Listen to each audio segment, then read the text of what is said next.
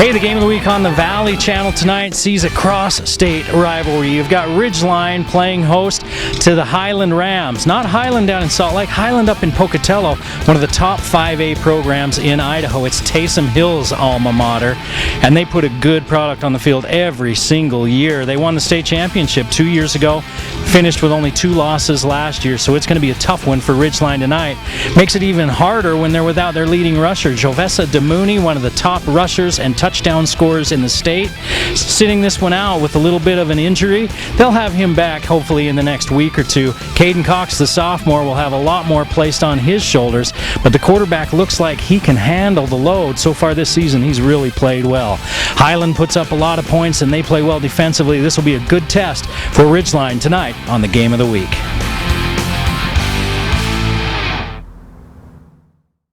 I have an awesome workout for you here in Thailand. Let's get started.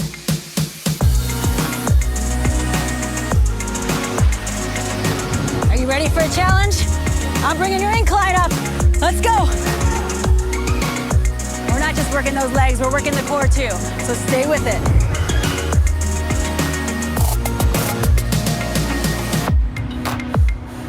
Let's get going. We got 30 seconds. Let's push it out. That's it. Stay with me. Really lengthen that stride. You've got 3 intervals left. Stay strong. We only have a few more. You gotta stay with it. I know it's not easy, but you're almost there. Let's go. Last 3, 2, 1. Yes. Nice work. You crushed it.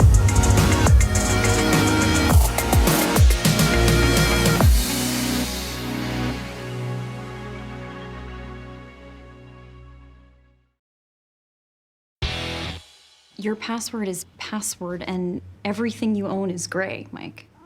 I thought you liked basic, Mike. That was before I had Wendy's Made to Crave chicken sandwiches. Now I know I can do better than basic.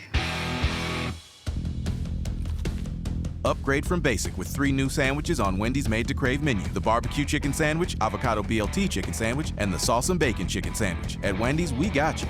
I need to take a long drive at exactly the speed limit.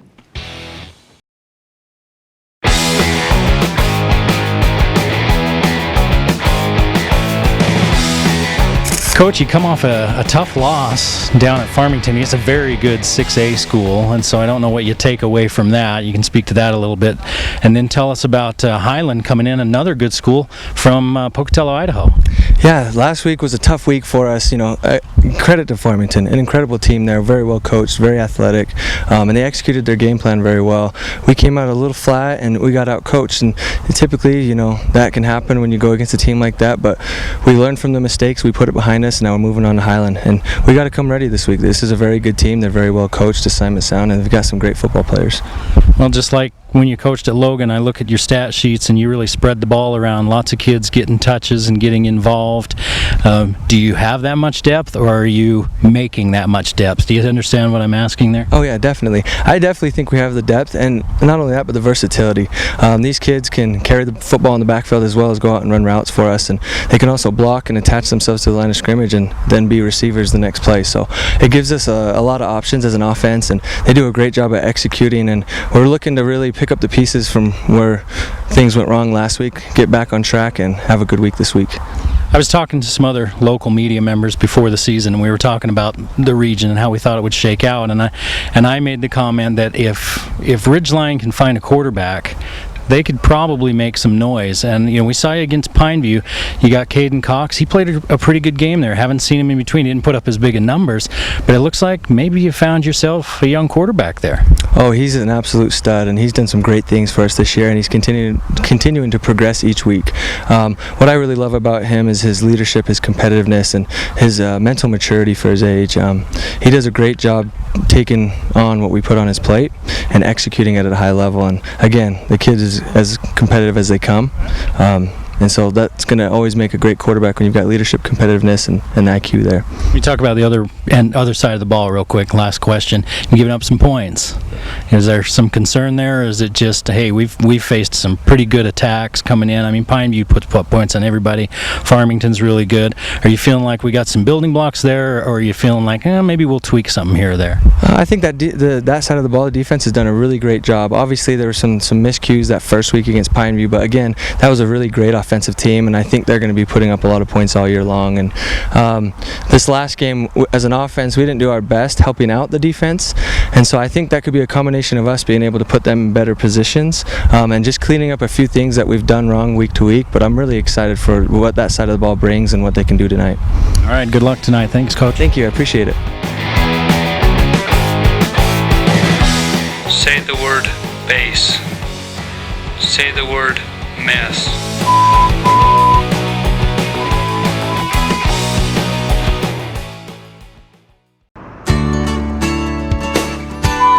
They would tell me something and I'd say, huh? And then they'd tell me again and I'd say, huh? And they'd say, never mind. And so I called and made an appointment.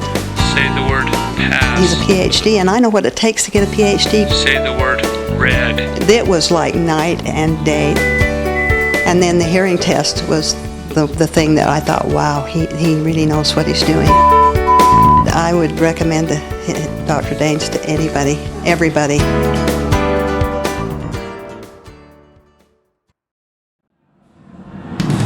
The Game of the Week on the Valley Channel is brought to you by MICON Health and Fitness, changing lives with fitness innovation. Wendy's of Cache Valley, it's way better than fast food, it's Wendy's. Mountain Star Cache Valley Hospital, together we're greater. New Smile Dental, experienced dental care. Cache Valley Hearing and Audiology, bring back what you have been missing. Palmer Home Furnishings, our low overhead means higher quality at lower prices. Aspen Dental, get that gorgeous smile you've always wanted. KSM means music. Music is all we do.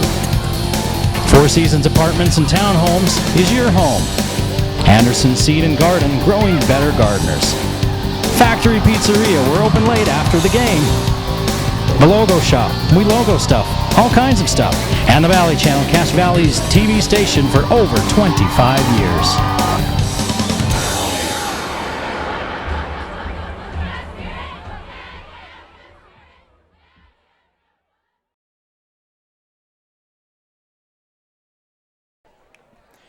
Hello and welcome to Millville, Utah, Ridgeline High School, where the Riverhawks play host to the Highland Rams. Highland out of the Pocatello area, Chubbuck, Idaho to be precise. Highland kicks off and it goes into the end zone, and Ridgeline will get the ball to start.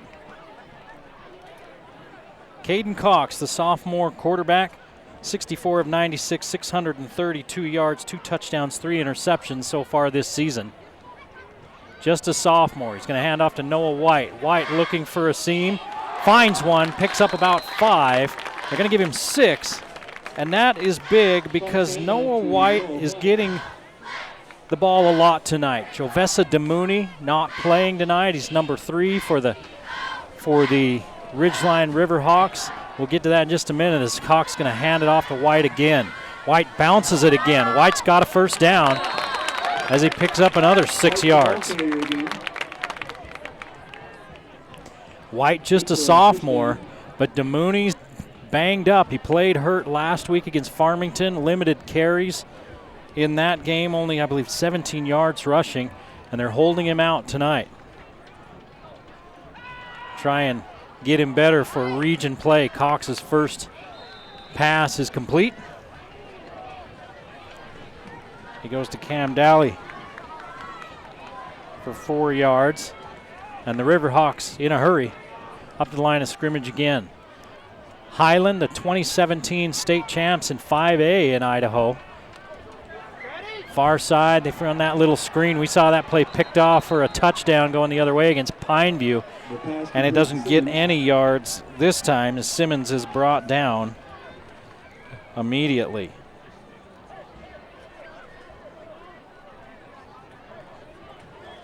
So it's going to be third down, just like that, 3rd down and 6 for this Riverhawks team. They're 2-1, ugly loss to Farmington last week. Farmington, a very good 6A team. Cox has a man, it's Daly, and he overthrows him. Dally had broken free Pass intended for Dally, coverage by Watson. on that little corner pattern. And Cox just overthrows him. Cox has shown good touch on the ball that he throws, but that time a little bit too much for the sophomore. And it'll be 4th down. He's averaging about 10 yards per completion. His yardage is 6th in 4A, 632 yards. Ethan Wilson over at Logan is number 5. That was a high snap to Murdoch, who gets the kick away. And that's important because last week that was a problem. There were a couple of snaps that were errant against Farmington. One gave Farmington a goal-to-go situation, or a close to the end zone situation after a high snap that gets away, and another one to start the second half sails over the punter's head and into the end zone. And that one was a little bit tricky as well, so that's something they'll need to get ironed out. And here's Highland coming off a 23-10 loss to East down in Salt Lake. They only had 18 yards rushing in that game. Easton Durham, the quarterback. Durham's going to throw it out wide. He's got a man. They're going to call a hold on the edge as Josh Potter picks up enough for the first down, but it looked like Cooper Duffin had a hold of one of the Riverhawks. Coverage by Gavin Richmond. Wilhelm Duffin, Potter, DeMuzio, Jones, Schumann, and Mickelson all catching passes for Highland last week against Easton. It is a holding penalty. Durham, Potter, and Jones, the only players that ran the ball last week, and again, only 18 yards rushing. They had to throw the ball around a little. They play in the High Country Conference, a 5A school, and one of their conference mates is Madison of Idaho, and they're playing up the road against Skyview tonight. 3 receivers to the far side and 1 near side for Durham. Durham fakes the give and then throws a little shovel pass. Some yardage there for Dalton Jones. Dalton Jones, the ball He picks up 4.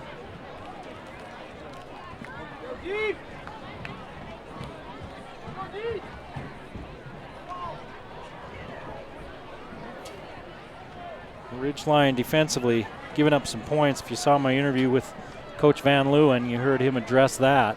They've played against a couple of very good offenses, bringing some heat.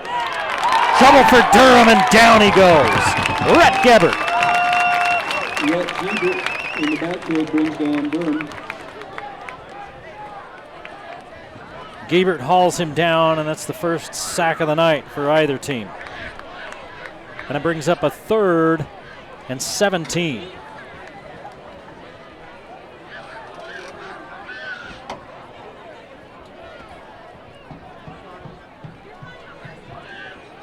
Potter looked like he was coming in, then he hops back to the sidelines. So Durham in the backfield with him is Caleb DeMuzio. 2 wide to this side and 1 to the far side. It's the tight end Mickelson to the far side. Deep patterns. Durham in trouble. Gebert at his heels again, takes him down, but not until after he gets rid of it. 4th down, coming up for the Rams. It's a big test tonight for Ridgeline because Highland is a very good team. This is the alma mater of Taysom Hill, now with the New Orleans Saints. He graduated from there in 2007. In fact, we carried a game here on the Valley Channel that Hill played in against Skyview about 13 years ago. And yeah, he was good. At that time, he had committed to Stanford. Kick is away. Fielded at the 25-yard line, waiting for a block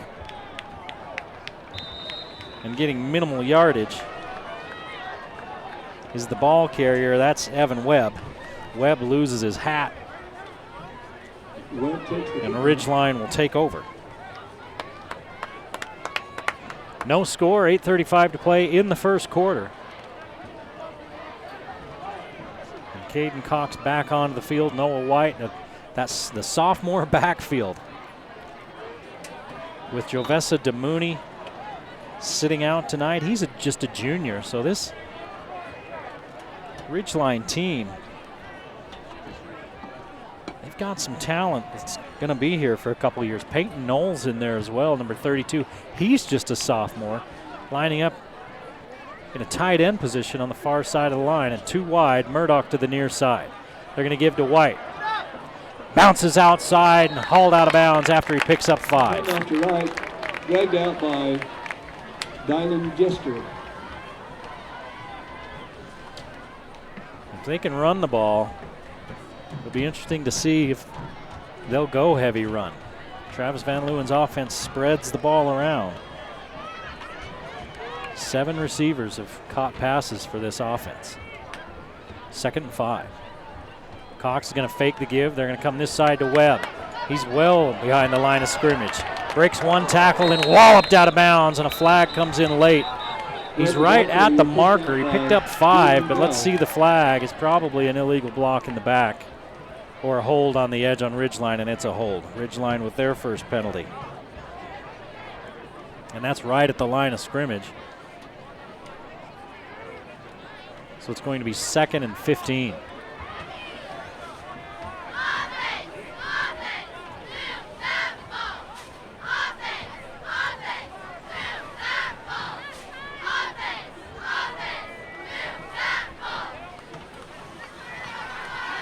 So each team with a holding penalty on similar plays. We'd like to thank our Riverhawk boosters, Cash Car Wash, Giant Carpet. Well, you're out there as that wide receiver block and out in the middle of nowhere. And you just hope that pass gets to the other receiver and he gets upfield in a hurry.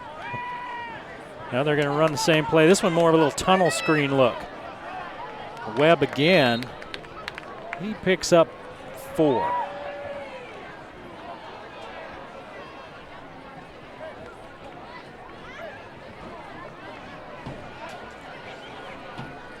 Webb takes the ball, tripped up by Dylan. We played just over 4 minutes of this game. There's no score, and for Ridgeline, it's their 2nd possession. It's 3rd and 9.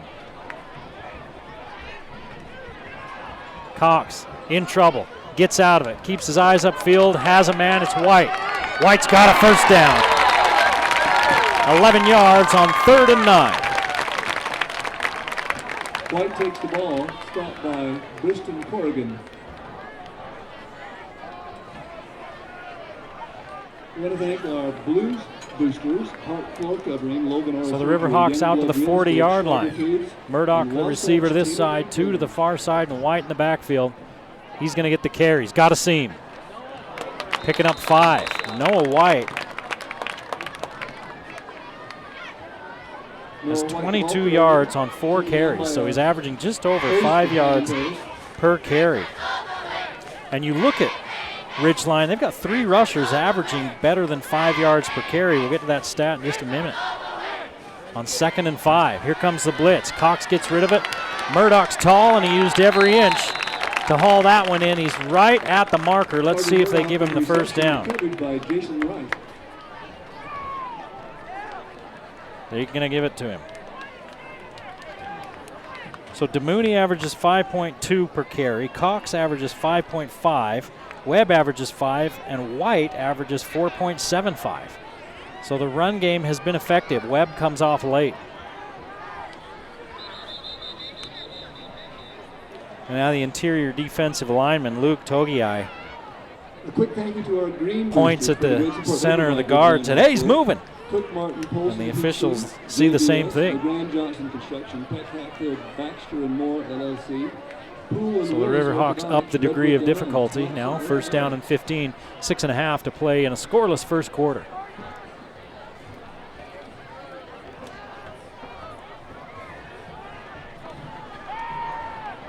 Cox the give to White. He stumbled as he took the handoff. He only picked up 2. It's a nice evening here in Millville. If I turn around and look behind me to the west, there's some big, ugly black clouds coming over that mountain. So we'll hope the weather holds. But I heard there's a big, nasty thunderstorm working across Box Elder County. But right now, it's beautiful. 2nd and 13. Murdoch sits down underneath. He's going to block. White slips a tackle. Look out.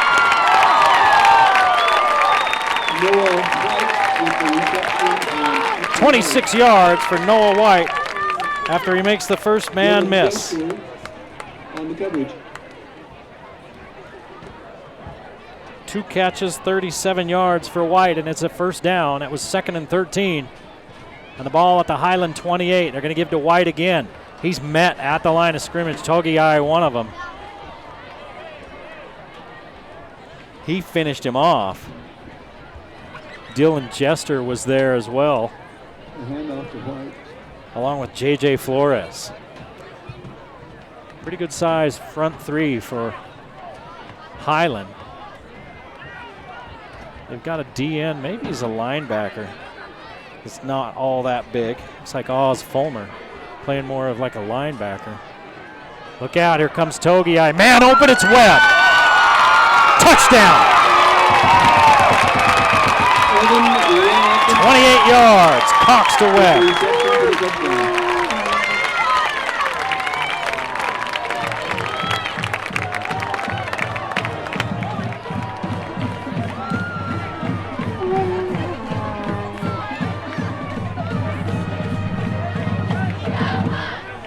Cox stood in there.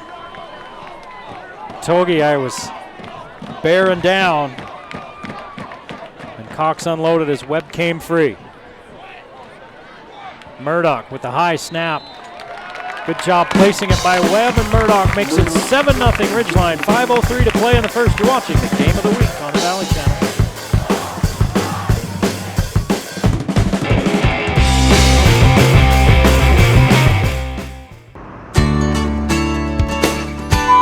They would tell me something and I'd say, huh?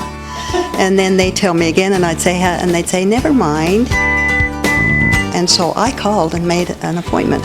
Say the word pass. He's a PhD and I know what it takes to get a PhD. Say the word red. It was like night and day. And then the hearing test was the thing that I thought, wow, he really knows what he's doing. I would recommend Dr. Daines to anybody, everybody.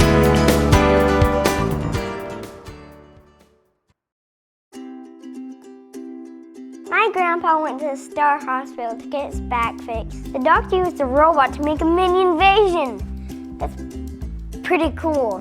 When Grandpa had his old back, he just laid on the couch and watched the news. But now we do cool stuff like fishing and hiking. We provide comprehensive spine care and minimally invasive orthopedic procedures at 8 Star hospitals all along the Wasatch Front. Look for the Star. Wonder where we keep all the robots. Ridgeline jumps out in front with 5:03 to play in the first quarter. A 28-yard touchdown pass from Cox to Webb. And Murdoch will tee it up at the 40. They overcame a couple of penalties on that drive. A hold and a false start.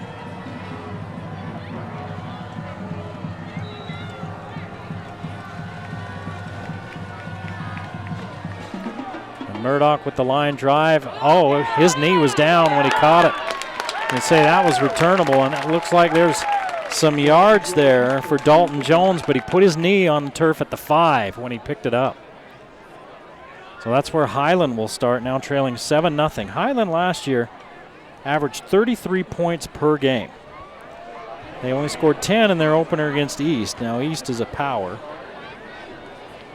And Ridgeline, we mentioned their defense. They're giving up almost 35 points per game. They played against a couple of really high-powered offenses in Pineview and Farmington. Farmington, though, I think their calling card is defense. They are tough defensively. 6A team, only their second year.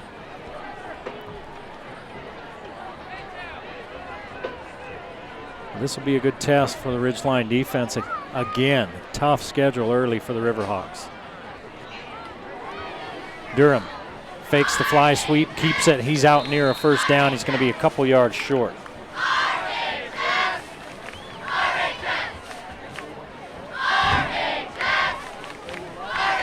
Quarterback Durham, the ball carrier. Hanson and Gebert it on the stop for the Ridgeline Riverhawks.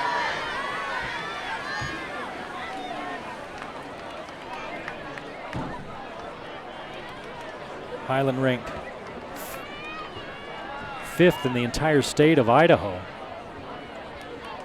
as they send DeMuzio in motion, and Durham's going to keep it again. He's got the first down out to the 20-yard line. Picked up 6. Durham keeps the ball and runs. Mellon on the They're stop third for in the 5A.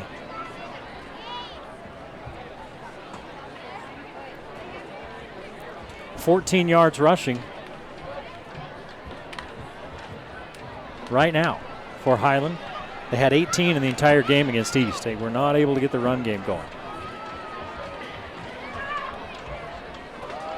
Durham's going to hand it off. Jones bounces outside, has the edge. He's across the 30, out to the 31-yard line. He picks up 11. Dalton Jones, the ball carrier. With And after starting at the 5-yard line, Highland quickly out to the 30, 31.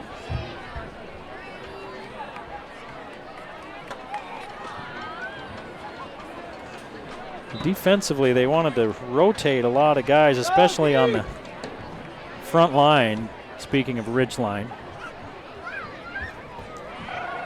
Because they're not really that big. But if they can keep a bunch of guys in there fresh, here's the little draw play for Jones, and he's pulled down at the line of scrimmage. The handoff to Dalton Jones. Noah Monk. 2nd and 10. And Rhett Giebert on the stop for the Riverhawks. Giebert and Monk on the stop there. Giebert, he's a tackling machine.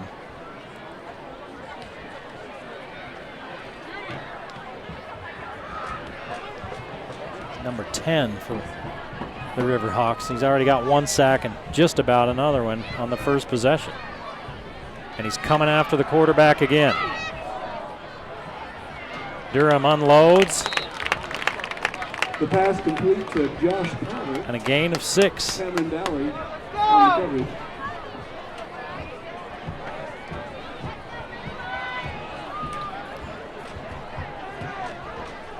Third and 4.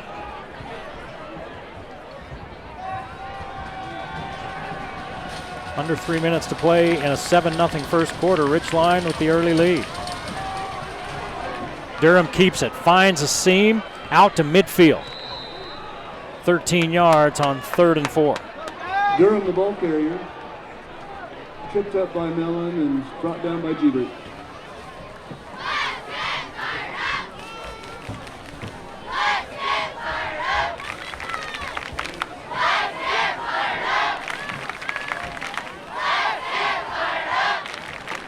Duffin and Allen to the near side, and 2 backs in the backfield now with Durham. Durham's going to hand off to Jones. Jones bounces outside, tripped up. He had a lot of yardage out in front of him. But a saving tackle made out there by the corner. I believe that was Windward. 6 yards for Jones. Jones with the ball for the Rams. Potter's in the backfield with Durham.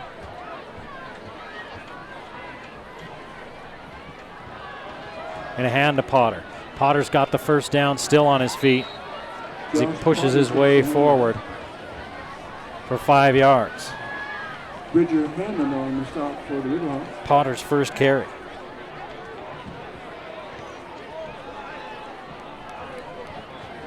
Bridger Hammond makes the tackle. Jake Fielding for the Riverhawks.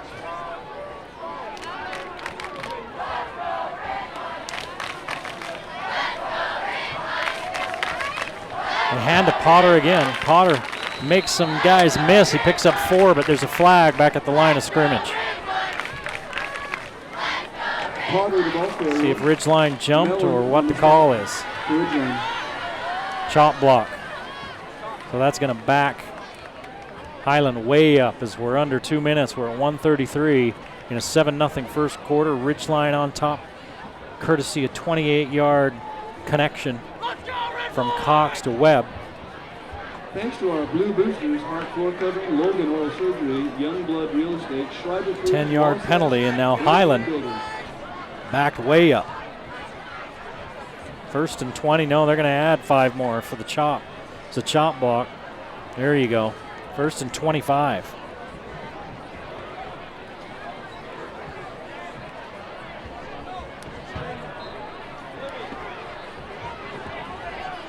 See if Ridgeline brings some heat. They're showing 4-man rush, and that's what they're bringing. Durham's going to keep it. He's got a hole. Bounces to the outside. He's in the clear. Nice tackle made as Brandon Cook fought off a block on the edge. But Durham picked up 17. By Brandon Cook. Durham's averaging 11 yards a carry right now. 4 carries, 44 yards. We didn't get his sack in there. He lost about 10 on that sack.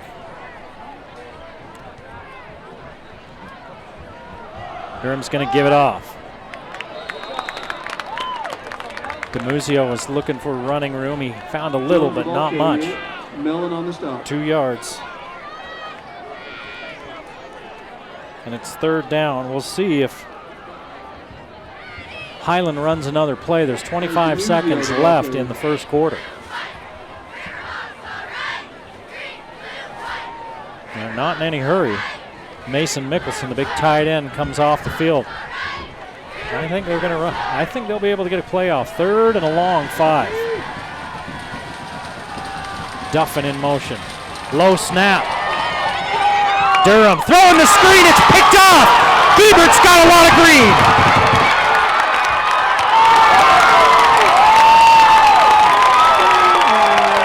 Durham makes the tackle, but Giebert returns it on the final play of the first quarter inside the Highland 30. We'll take a timeout and be back on the Game of the Week.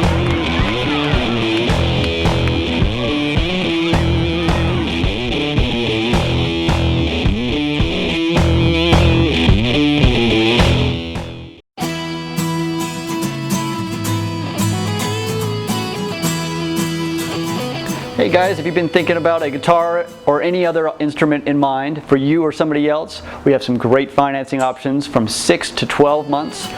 Yamaha's doing a 12-month plan right now. Come in, get some time to pay it off, and have no interest for up to a year.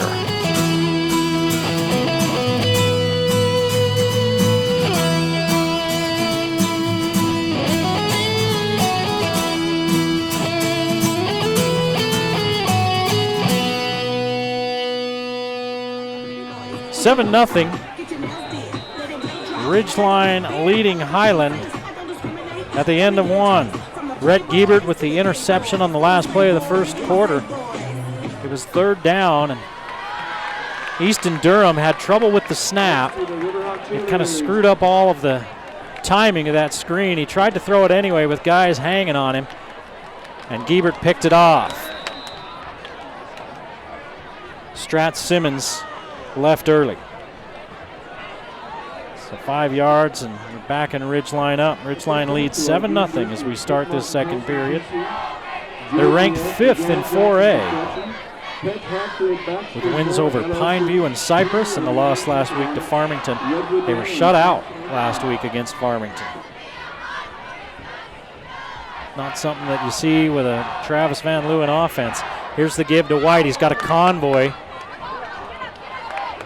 He turns the corner, and actually his lead blocker just destroyed. Just blew up one of the defenders, but he fell right down into where White was going. And White had to bump around him, or that might have been a bigger gain. Football's a game of inches. And White's coming off holding his shoulder. Uh-oh. DeMooney's already out injured. And White has his right arm. He's not moving it.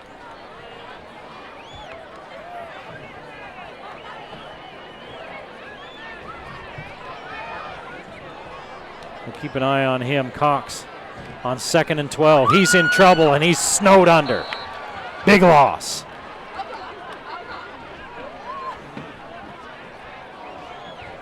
Eight-yard loss for Cox. And it's going to be 3rd and long. We have just 10 minutes left on our practice. 3rd and 20. Sale in the end zone for $5 shirts, $25 full sweatsuits, $20 quarter zips. DeMooney already out with an injury. And Noah White, who has 27 yards on 6 carries, is on the sideline, and they're looking at his shoulder right now. Cox hangs in. He's got a man coming free, and he can't climb the ladder quite high enough. It's Strat Simmons. He had to get up in the air for it, and after the turnover, Ridgeline's going to come up empty. Cox was 7 of 8, 78 yards and a touchdown before that.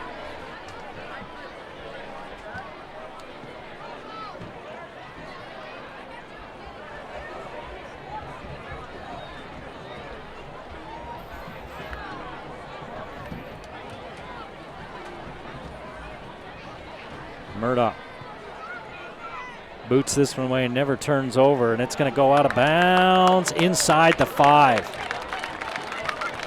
That's going to end up being a great kick. That's out of bounds at the 3-yard line. Murdoch's punt rolls out at the 2-yard line. But right now, Noah White, the sophomore, who's averaging 6 yards per carry in this game, is on the sideline. He's gotten a lot of duty because Jovessa DeMooney, the junior, is one of the top rushers in the state. 7 touchdowns for DeMooney. Number 2 in the state for rushing touchdowns. DeMooney's out with an injury. Didn't even dress for this game. And White out there now. Here's the big play to Demuzio. Nice throw. Out to the 37-yard line, 34 yards, Durham to Demuzio.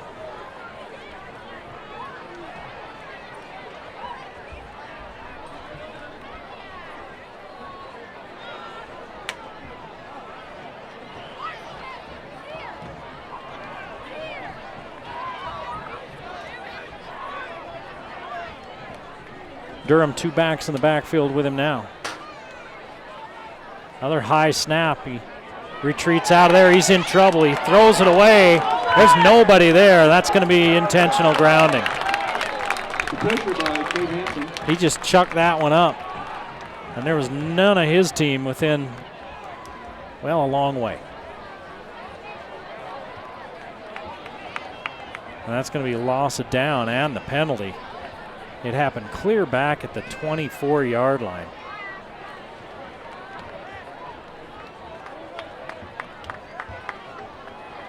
So it's from the spot.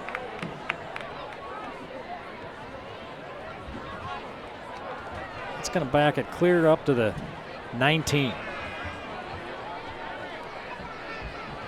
Third penalty on Highland, who's in Pocatello. Chubbuck actually just off the freeway there. Second and a lot, about almost 30 yards. Give to Jones. Jones has a couple. Jones, the ball carrier. Millville on the stop. Sun's peeking out now. Looks like the thunderstorm everybody here pregame was worried about maybe breaking up as it came across the lake. Pounded part of Box Elder County. Not going to make it here, hopefully. 3rd and 25. Durham keeps. Durham with a minimal gain, if anything. It looks like he's got a yard.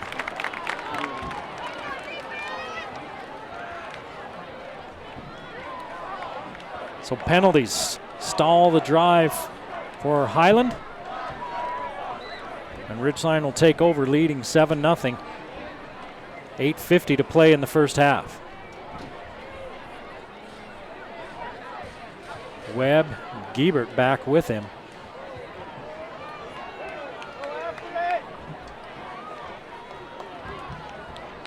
High kick. Webb calls for a fair catch. He muffs it, but it falls right on it. In fact, I don't know if it even got out of his hands. He was kind of dropping it as he fell, and he fell forward on it. And Caden Cox and the Ridgeline offense will take over at the 46-yard line. Good field position, but minus the 2 starting running backs in DeMooney and White. So he was going to carry the ball for the Riverhawks now.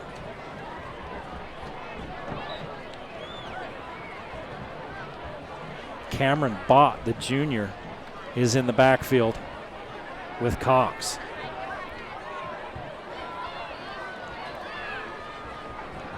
Cox throws, little high. Murdoch with strong hands pulls it down.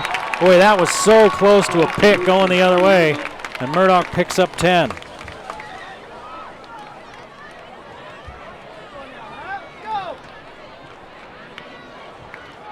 Murdoch's first reception.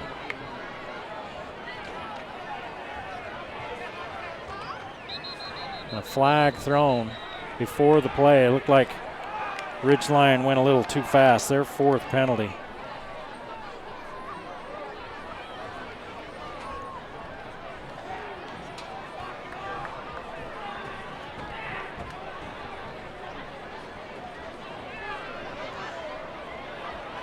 Well, 1st and 15, a lot of penalties in the early going here. There's 8:24 left in the half.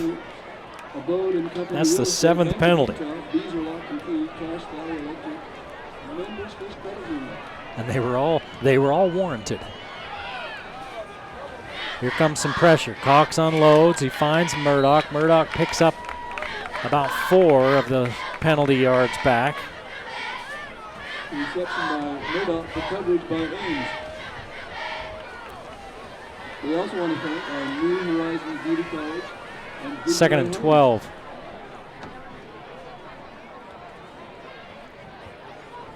Highland starting to dial up the heat on Caden Cox. They're bringing 5 this time. They throw the little screen back to Simmons. Simmons, and way from the back judge throws a flag as a little tunnel screen. And instead of 3rd and 5, it may be 2nd and 22. The illegal block in the back on Ridgeline. So it's not a hold.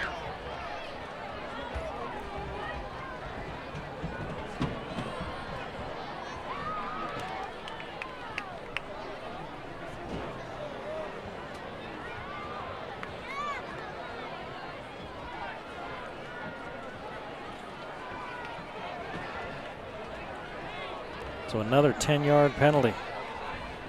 The 5th of the first half on Ridgeline. And it is 2nd and 22.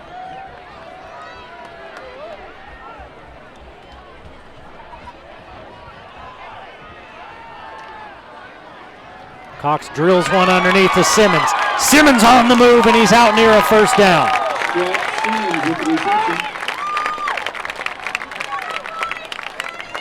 19 yards.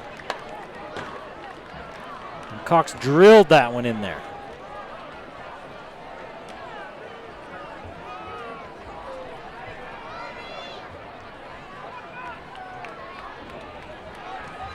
Cox throws to the edge to Webb on 3rd and short. Webb's got a first down. 6 yards on 3rd and 2.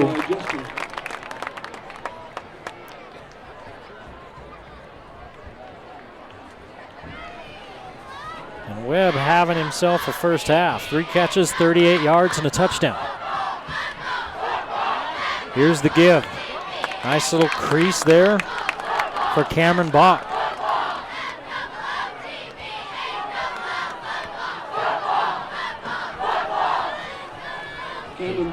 He only picked up 3.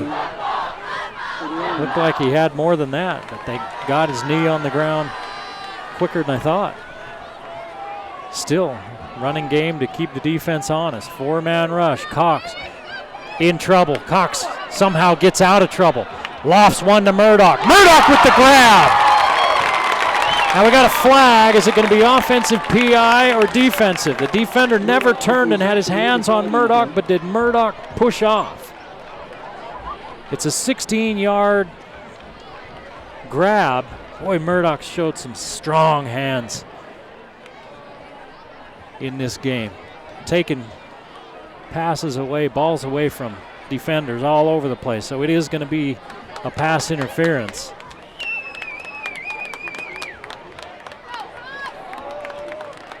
$17 yards and a first down for Ridgeline.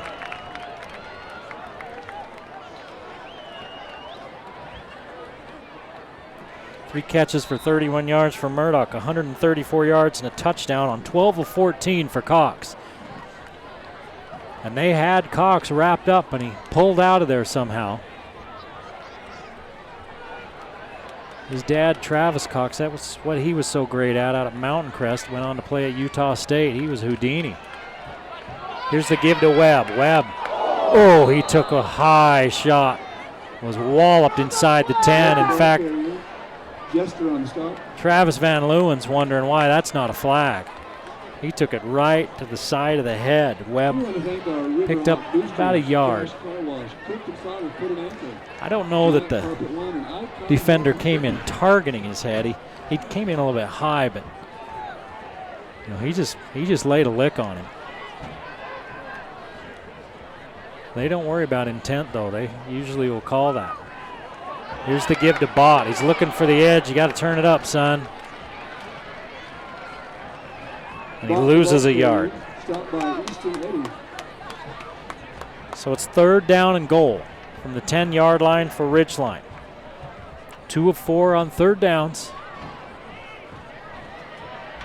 They lead 7-0 with 5:20 to play in the first half.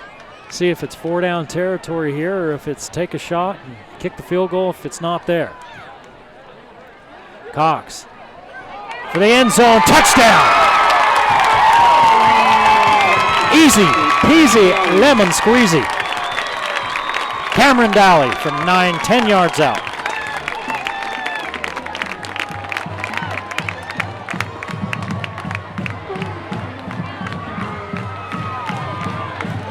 Daly's second grab of the night. And the Riverhawks put another one on the board.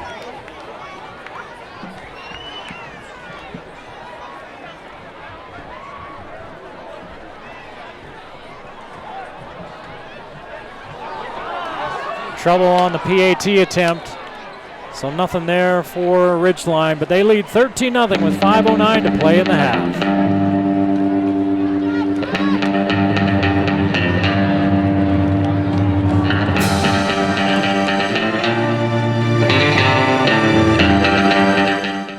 So, you bought your computer from one of those big box stores, or online, and now it's really slow, or just not working right. Target acquired. PCs Unlimited can fix it. Fixing computers is what we do, and we've been doing it for over 20 years. Service, repair, diagnostics, networking, upgrades, system and data recovery, all your computer needs. Our prices are low and our customer service is the best. You won't get help from the big box or online. Come see the professionals at PCs Unlimited.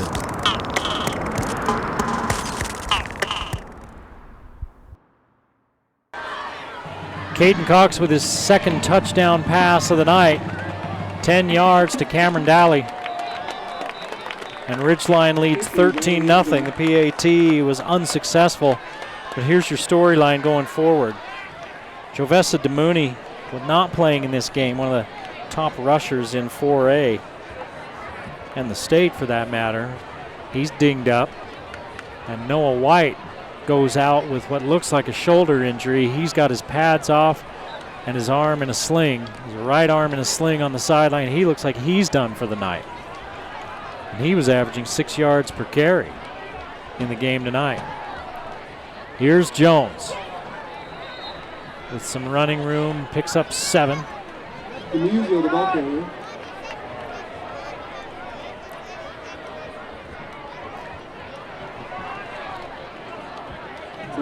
On the stop for the Riverhawks. Jones is averaging 5 yards a carry for Highland, but offensively, Highland hasn't been able to get in a rhythm.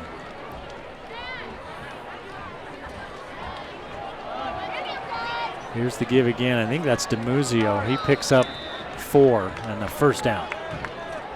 That is DeMuzio. DeMuzio the ball carrier.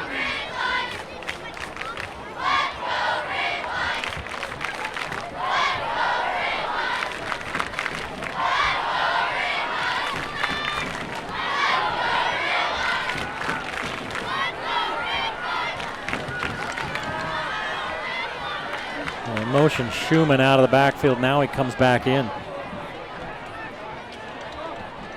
And Durham's going to hand it off to Jones. Jones upended after a gain of 3. Jones, the ball carrier.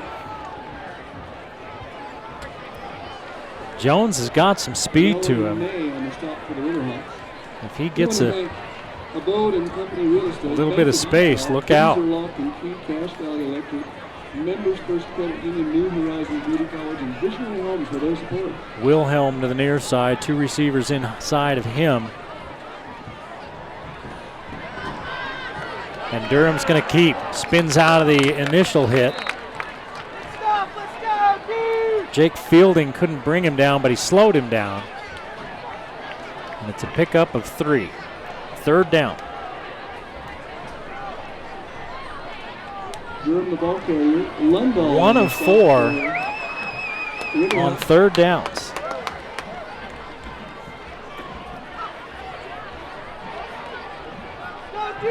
For Highland.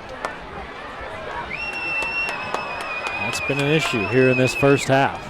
3rd and 4. Durham's going to keep on a design quarterback keeper. He hits the edge. Picks up a block and he's out near midfield. Just short of midfield. He picked up 11 on 3rd down and 4.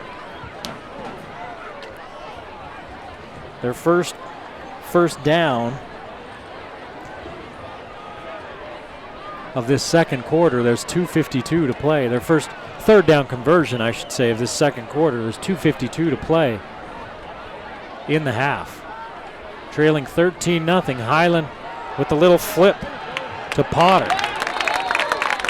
You're coming on that fly sweep. You're looking for the first gap to turn that up. You don't want to run all the way to the far sideline. Potter turned it up. But there wasn't much there. He's dropped after a 2-yard gain. Lundahl was in there. There's another one of those. We talk about these underclassmen. Lundahl just a sophomore.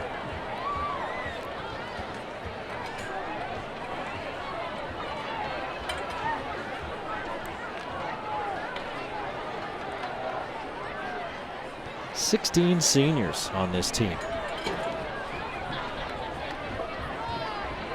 He faked in the motion man, and Durham's going to keep it. Durham, 6 yards for Durham, 3rd and short. 55 yards on 9 carries for Durham. It's going to be 3rd and 2. They've run that play a lot where Durham's gone back to, looks like he's going to throw and just tucks and runs. He's completed 3 passes for 44 yards. He's going to keep, and they're going to run the option to Jones. Jones hit hard, ball's free.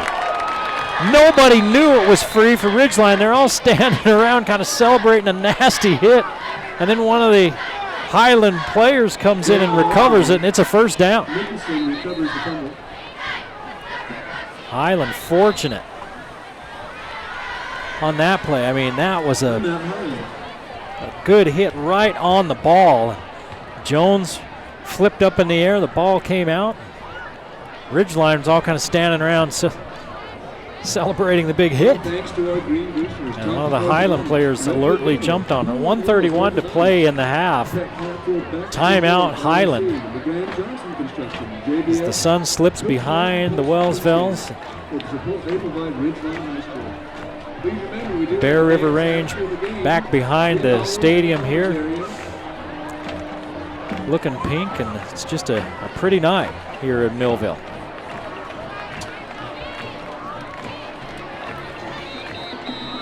Green Canyon's at Box Elder tonight in other region action. Logan at Desert Pines, Nevada in the Polynesian Classic.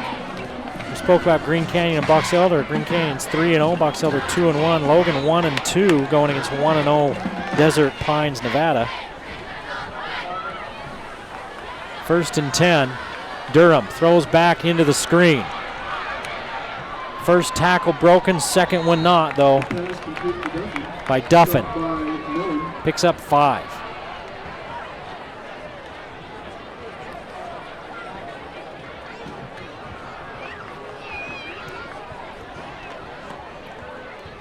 Picked up more like 6 where they spot it. Clock runs with a minute left in the first half. Ridgeline leading by 2 touchdowns. Lots of time for Durham. Lots of room in front of Durham. Picks up a big block, and that was a blindside block, and there's the flag. You can't do that anymore. 5 years ago, Tag Allen would have made a sensational block, but you can't make that peel back block anymore where a defender's chasing after somebody and looking at the runner, and you just come up and put a shoulder into their shoulder, an ear hole. I mean, they used to call them an ear hole. You can't do that anymore on any level. That's how the game has evolved. And that was blocked. Oh, they're picking up the flag. Oh, that was clearly one of those peel back blocks. I don't know why they picked up the flag, but they talked about it. And it's a first down for Durham. He had a lot of room in front of him.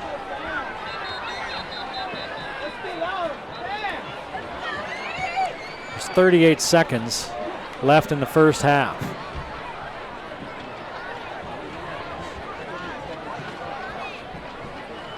Ball's down at the 25-yard line.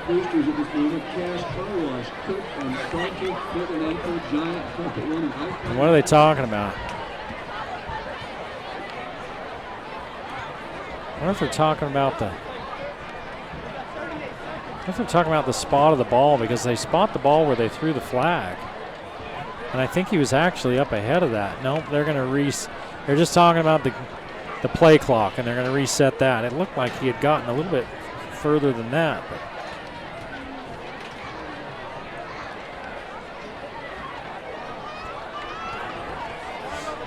they're going to put time on the clock. They put 10 seconds back on the clock. 48 seconds. Ridgeline pitching the shutout. 48 seconds left in the first half, but Highland threatening. The deep ball out of bounds.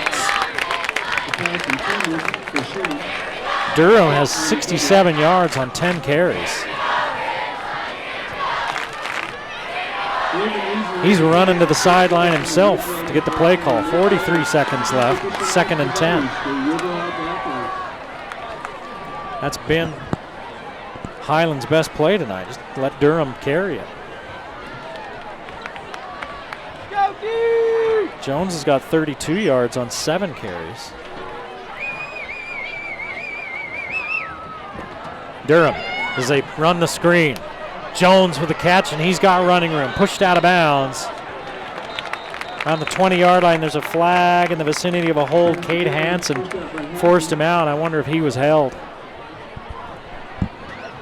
As he came off with a block right there, and it's a hold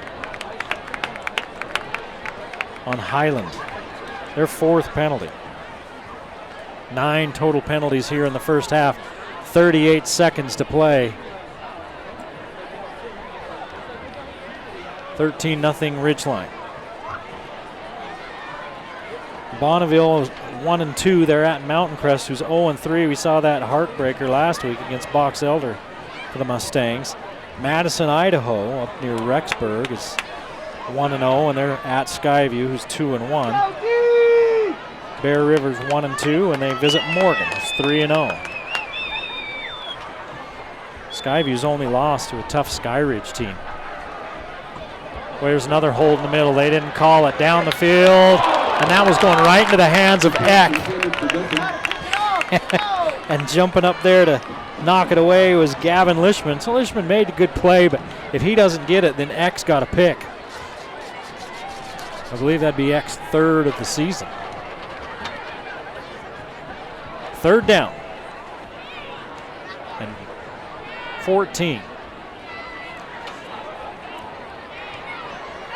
One of the Ridgeline defenders was coming right up the middle, and the center just grabbed him and fell to the ground, holding him.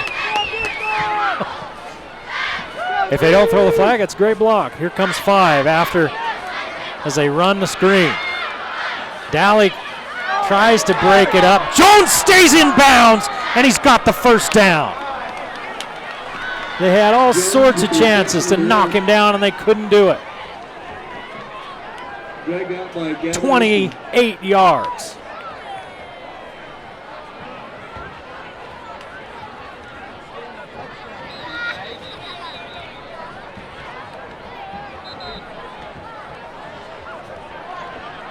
A timeout by Ridgeline now. Ridgeline wants to keep Highland out of the end zone. Highland will get the ball to start the second half, so this could be a huge swing. Ridgeline's led the entire way. 2 touchdown passes to Caden Cox, 1 to Daly and 1 to Webb.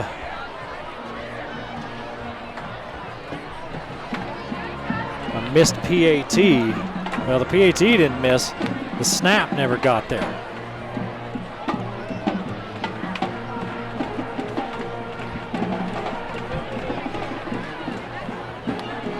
And that could loom large, but if Highland can get it in the end zone here and then come out to get the ball to start the second half, this is a huge possession in this ballgame.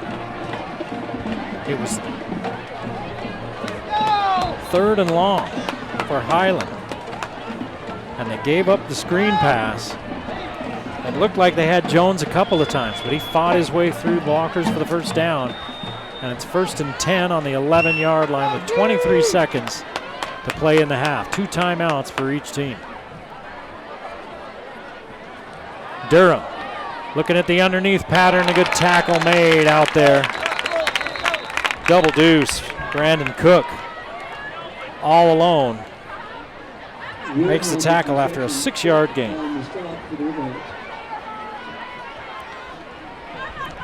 And a timeout immediately with 16 seconds on the clock.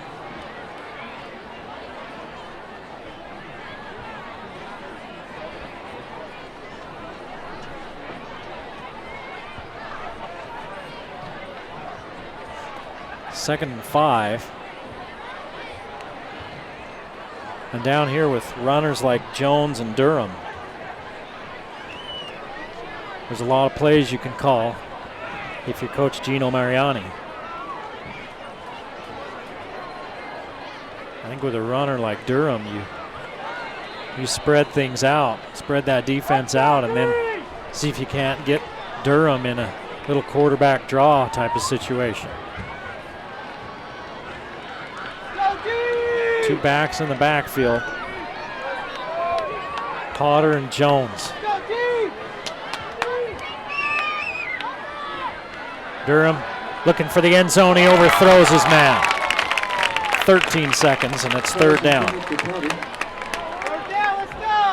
Durham is 6 of 10 for 83 yards, and he runs to the far sideline to get the play. He puts in a lot of mileage running to the sideline to get every play. I remember being that young and full of energy. It was nice.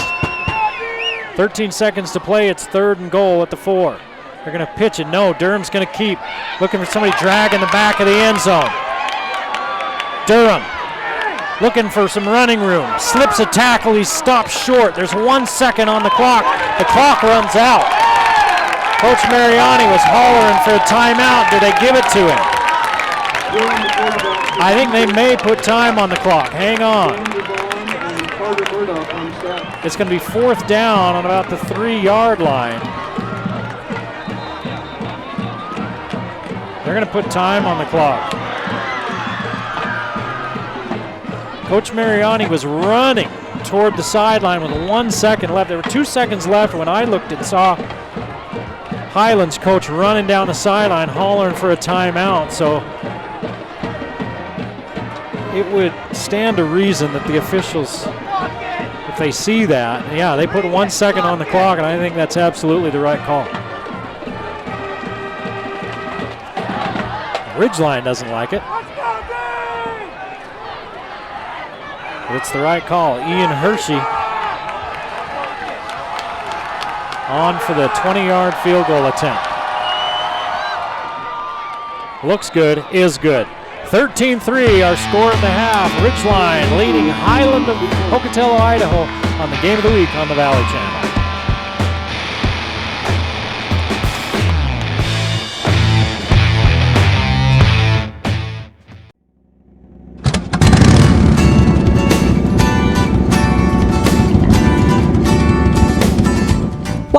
we starting to lose our hearing? Is it genetic? Is it environmental? What's happening to us? There's many things. Genetics can take a part of it. Certain medications, ototoxic drugs, but most of it's just life, living in general. We go to a concert here, we go to a motorcycle rally, we ride a motorcycle, we're exposed to all these loud sounds, loud music, but it all takes a little bit of hearing, a little bit here, a little bit there. We don't notice it. It's so slowly happening and it's painless, and over time just that little bit compounds, and pretty soon we have a significant hearing loss that's affecting our ability to communicate with our loved ones. If you are experiencing any kind of problem, be you my age or be you younger, why don't you give Dr. Daines a call here at Cache Valley Hearing? Tell us where we are, Dr. Daines, and how they can get hold of you. We're at 485 North Main Street in Logan, and you can just give us a call at 435-753-4327 or at 753-HEAR here. Okay, well that's a good, that's very apt. Yeah, I should say so. Any kind of hearing loss, and literally, please don't let this feeling of embarrassment or it not being manly or cool, that's a bit dim. You shouldn't be embarrassed about something that is a natural aging process. It's actually more noticeable when you don't hear and have to have people repeat themselves. That's true. And extremely irritating for those around you that are having to repeat it time and time again. Thanks so much, Dr. Daines. And seriously, guys, give Dr. Daines a call. Your hearing problems will be solved. Thanks, Dr. Daines.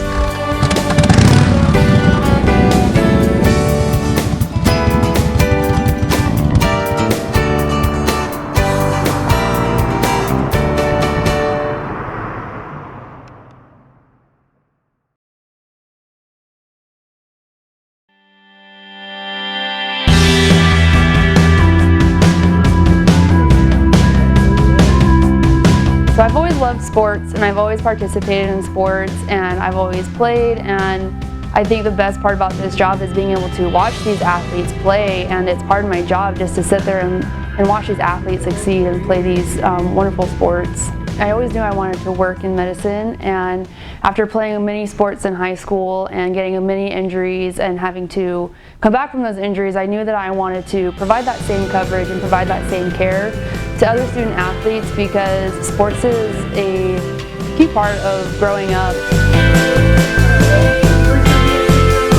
So I teach one class, and it's my exercise science sports medicine class, and it also gives the students some college credit, but mostly it gives me another setting to be with my athletes, and I can really get to know them off the field, and I can get to know their personalities. That way when an injury does happen on the field, that I can better take care of them because they know me and they recognize me. You keep people on the court and you keep them on the field, and they're always playing, and I always wanted to be a part of that. I always wanted to be part of the team, and I always wanted to just participate and make sure that everybody who is healthy can stay out there playing a lot longer.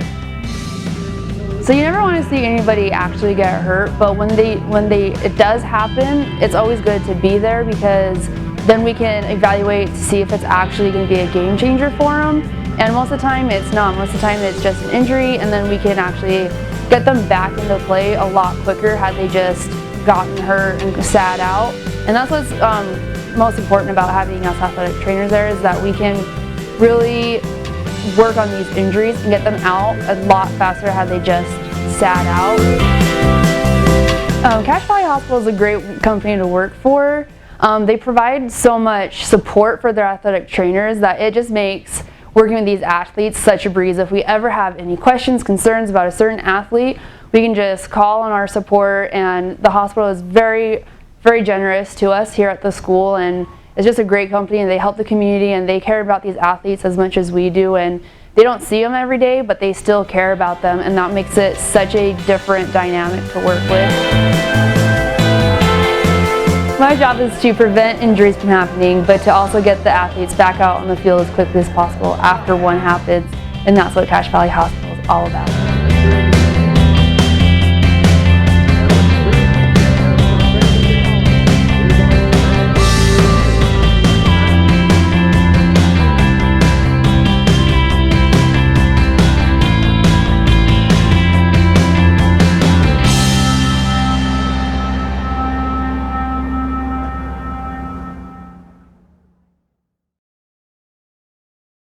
It takes determination, strategy, training, most of all in your mind to get the idea that you can do it and then actually do it.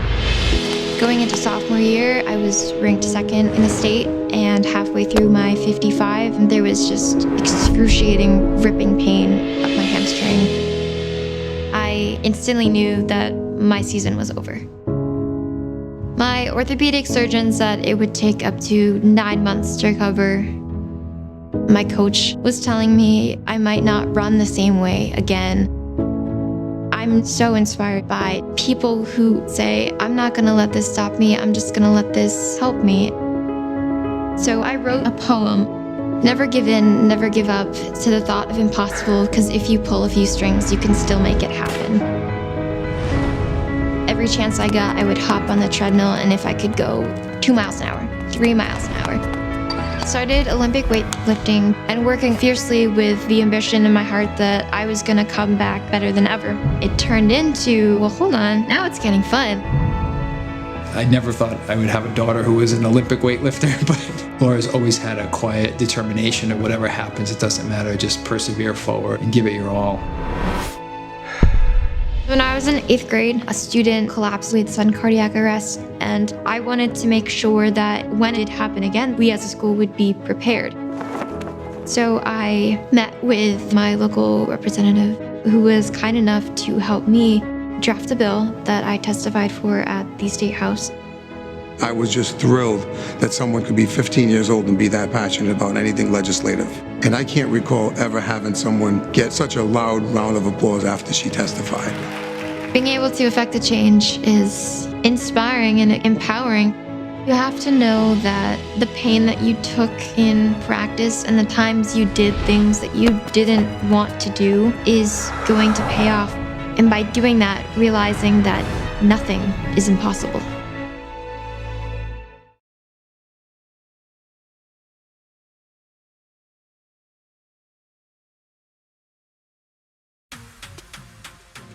It's time for Wendy's Bacon Fest. Bacon. That's right. The place that brought you the Baconator and sells more bacon cheeseburgers than anyone is making all your Applewood smoked dreams come true. Like the all-new Bacon Jalapeno Cheeseburger. Or the Bacon Double Stack in the $5 Biggie Bag.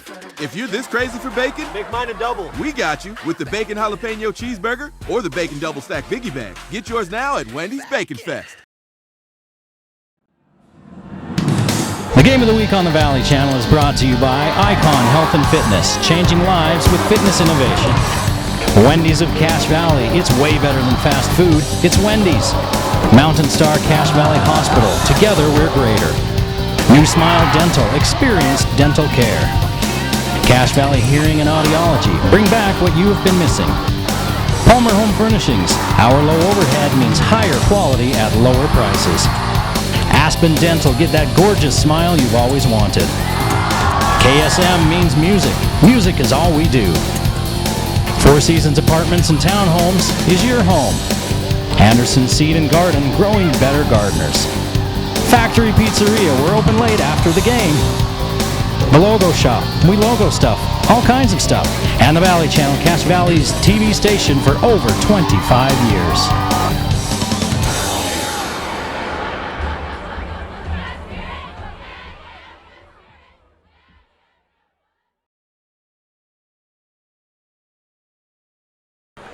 Well, we're back at Ridgeline High School in Millville. Eric Olson along with you tonight, as I am every Friday night and one Wednesday night during football season on the Game of the Week on the Valley Channel. Before we look at the stats of the first half, let's get you up to date on other games if you're watching us on the web here. Box Elder leads Green Canyon 3-0. All these games are at halftime or late in the first half. Bonneville and Mountain Crest are tied at 21. Skyview leads Madison of Idaho 24-13, and Bear River leads Morgan 9-7. So those are some of the other region scores. In this first half, it's a 13-3 lead for Ridgeline. They'll be kicking off. Highland with 115 rushing yards, 83 passing yards, 198 total. Ridgeline 22 yards on the ground, 144 through the air, 166 total. And it was 22 yards on the ground because they are down to their third string running back. Sylvester DeMooney held out tonight with an injury. His backup, Noah White, had started off really well. He had 24 yards on his first 5 carries and then had a 3-yard carry and came up holding his arm. His right arm wasn't moving. It had it held in tight against his chest, and he took his pads off, checked everything out, put his arm in a sling, and it's, I think, pretty safe to say he's done. For the night, at least. Hopefully it's not serious, but you worry about like a broken collarbone or something like that.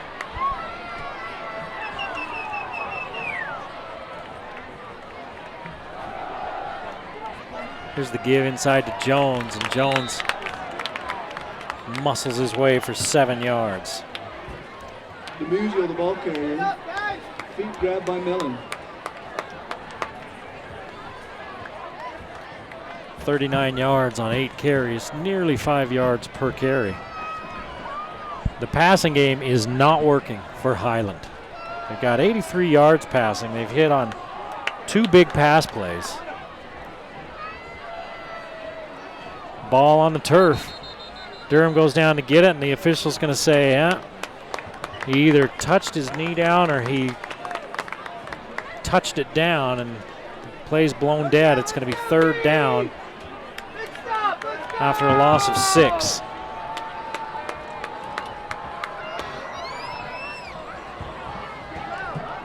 Four of 8 on 3rd downs for Highland. They're 3 of their last 3.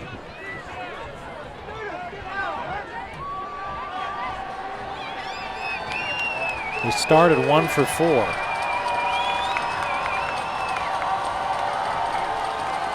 Durham stands in, delivers. Just overthrown. It was a little bit high and behind his intended receiver, Duffin, and it'll be 4th down.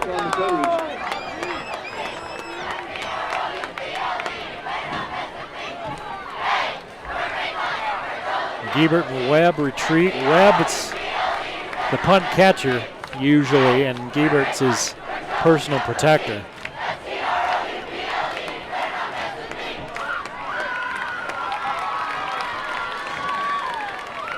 Webb at his 41, his own 41-yard line. Ooh, low snap and a low punt. Webb's going to get away from it, and it's going to take a nice Highland bounce. It's going to go down almost to the 30. In fact, it's going to get the 30.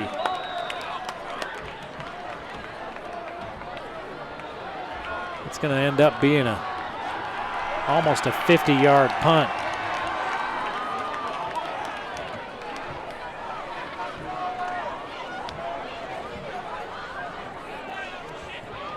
From the 20 to the 30. It's the 31 from the 22, so it's 47 yards on the kick. And picture perfect sunset behind us here. We live in a beautiful, beautiful place. Cox keeps. He rode that mesh point for 2 or 3 yards inside with a bot, and then he kept it himself and headed the other way, and he picks up 10 yards for Cox. That's his first design run of the night. Bot in the backfield with him. This time they're going to throw the little screen. Simmons picks up a couple.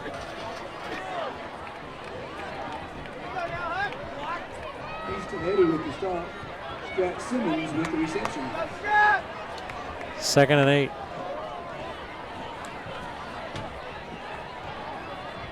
Murdoch had a nice first half, 3 catches, 31 yards. Not a lot of yardage, but they were tough catches that he made. They're going to give it to Bott, and he's swallowed up.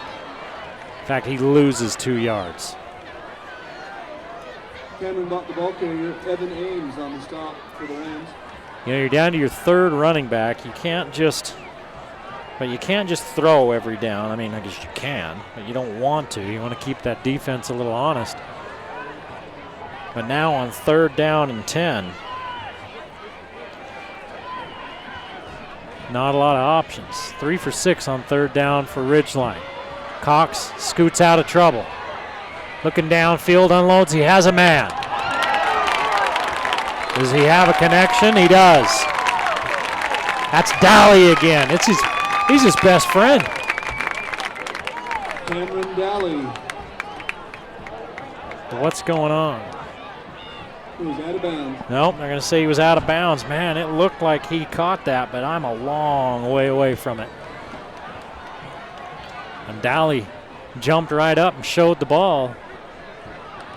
And Ridgeline was heading down the field, and Coach Van Leeuwen, all of them, the whole Ridgeline sidelines got their arms up going, wait a minute, what's going on? There wasn't an official anywhere near it. The nearest official was the back judge. He was clear over on the other side of the field. Trouble. Murdoch has the kick blocked.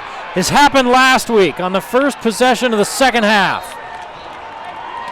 The snaps have been less than satisfactory on the punt game, on the kicking game. They had trouble on a PAT,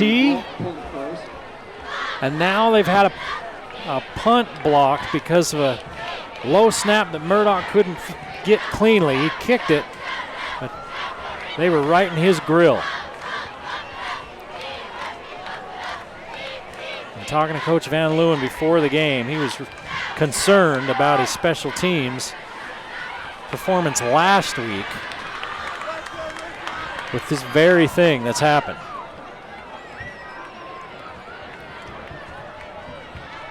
So Durham has a first down at the Ridgeline 13. Durham's going to keep. He's got blockers and space. Durham steps out of a tackle and into the end zone. And just like that, we've got a ball game in Millville. Durham with the touchdown for the Rams.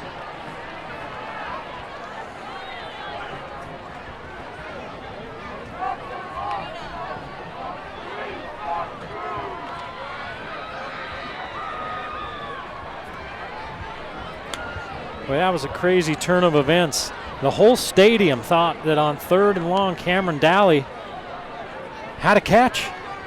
He caught the ball. It looked like his feet were down. Again, I'm all the way over here. But there was no official in a good spot to see whether he got in bounds or not. And they said incomplete. Here's the block kick, and it's 13-9. Ridgeline stays in front, 9:09 to play in the third.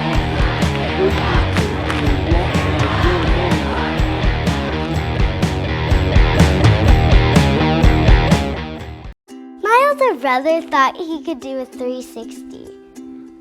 Yeah, he got maybe a 60 before his face plant. We went to the emergency room and Dad told us to behave because we probably would have to wait a long time. But they brought us right back here, and the doctor used x-ray vision to see what the big dummy broke. ER specialists at every one of our 8-star hospitals are dedicated to seeing you fast. Mountain Star Hospitals. Look for the star. Gonna post this on Insta. The kicking game has been an adventure for both teams tonight. A blocked kick for a blocked punt and a blocked kick for Highland, and then Ridgeline just blocked the extra point for Highland. So it's 13-9. 9:09 to play here in this third quarter. Webb's going to chase this one, but it's going to go out of bounds. Highland taking advantage of that blocked kick, putting it in the end zone. We also want to thank our green boosters. Highland scored on 2 of their last 3 possessions. Redwood Dental, LeGrand Johnson, JBS, Peck Hatfield, Baxter & Moore, LLC, Ridgeline, and Thompson Orthodontics. like you mentioned, it looked like they had a big completion downfield, but the officials said that Daly didn't come down with it inbounds, didn't touch. You need one foot is all. And they're a lot closer than we are. But Ridgeline acted like they had a big play, and they were all confused as well. And Cox is back on the field. Their 13-point lead's been trimmed to 4 points. So they give to Bott. Bott with a good hole up in front of him. Picks up 3. Bott running hard. I don't know that he has the same burst as White and DeMooney.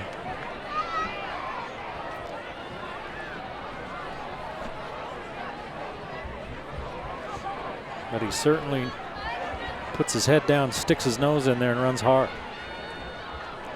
They're going to fake the give, reverse out as Cox, look downfield, puts it on the money to Webb.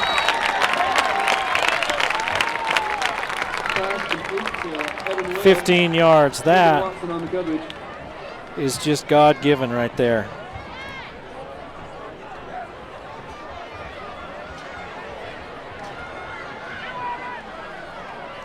He's on the move. He didn't get his feet quite right, but he got his shoulders around and made the throw. Here's Bott. That's what I'm talking about when I said he puts his shoulder down and sticks his nose in there. He's the most exciting 4 yards you'll ever see. He finished that run with some authority at the end.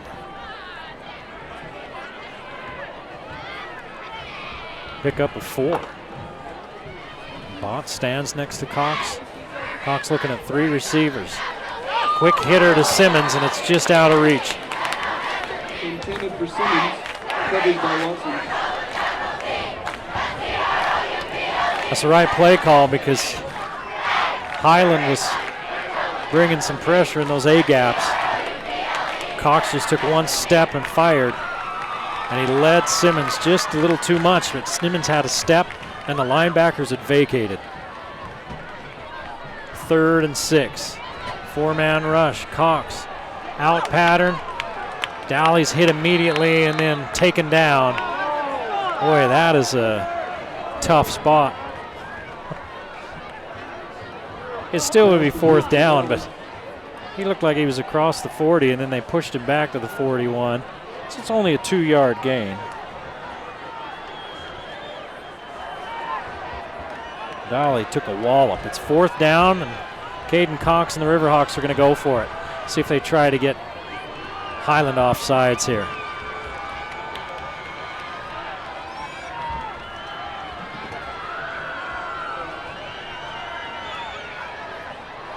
Cox is going to keep it. And Highland stayed at home.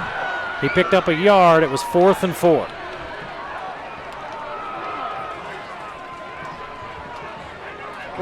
So Highland getting a little juice out of that.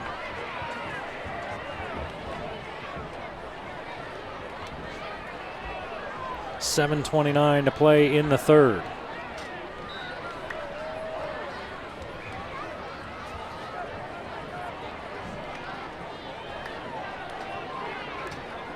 Cox comes to the sideline. He sits on the bench. I don't know if you just heard that pop. That was him slapping the bench.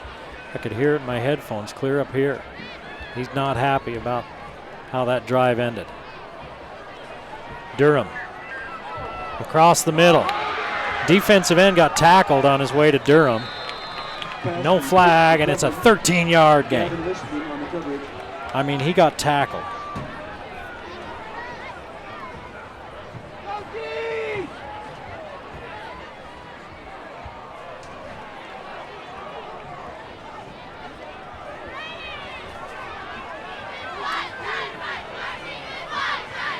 Durham with plenty of time. They didn't come after him. First down in Ridgeline territory. Durham keeps again. This time they throw that little screen out and it only goes for 3 yards to Potter. Pass complete to Potter. Miles Eck on the stop. Eck makes the tackle. Oh boy, they gave him 4 yards.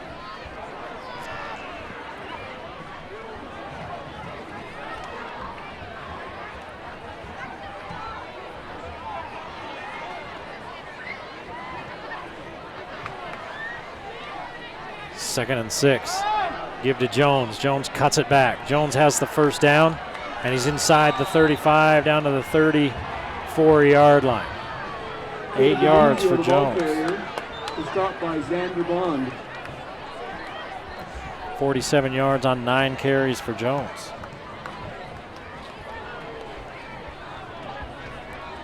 Highland looking for the lead. They've scored on 2 of their last 3 possessions. Their offense has started to click a little more late in that first half. And after 3 and out on their first possession, the turnover and then turnover on downs has given them some little bit of juice. Durham throws underneath, and it's just out of the reach of the intended receiver, Jackson Schumann. Pass intended for Schumann.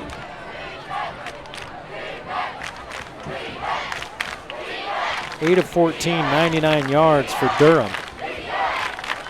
He's run for a touchdown and 77 yards on 13 carries. He's been sacked once. He was under a lot of pressure early, but Highland's done a good job of keeping the defense off of him of late. Oh, the DN came up hard on Durham, and down he goes. He looked like he was going to get to the edge and get a lot of yards, and it was Giebert who came up and he came up to set that edge, and he bit up field, and then Durham turned it inside of him, and then Giebert came and made the tackle anyway. No gain. 3rd down and 10.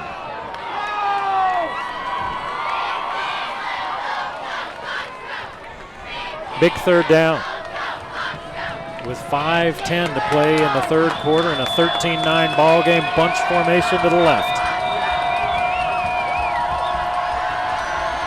Durham flushed out. Durham on the run. Retreating, throws it away. Boy, Durham took a hit. And he's slow to get up. I was looking for a flag. The official was right there. Cade Hansen Mr. Crosby will be there. said, "Hello. This is my little friend to field." 4th and 10. They keep Durham in there. The ball's on the 33-yard line. It's an awfully long field goal attempt. The Highland defense has been playing well, so Highland's going for it. See if they bring pressure after him. They're bringing 4. Looking for a screen. Throw back the other way. Block made. Tackles made. Turnover on downs. It was 4th and 10. They picked up 6.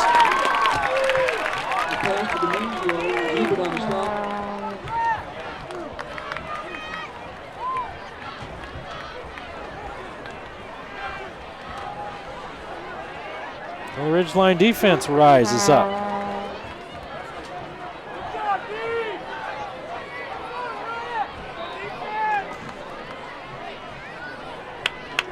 Let's see if the Riverhawks offense can get themselves into a rhythm.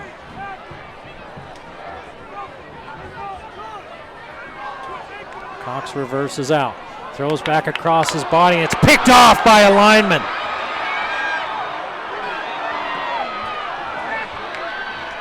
Picked off and returned down to the 15-yard line.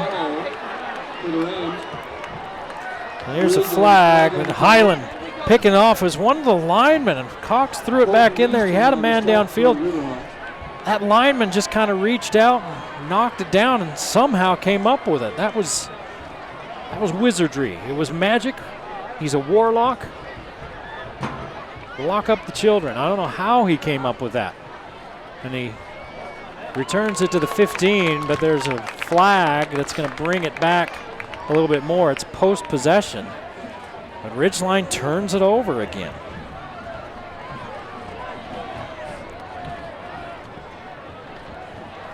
This time on the interception. Cox with his 4th interception of the season. He's thrown 4 touchdowns, 4 interceptions.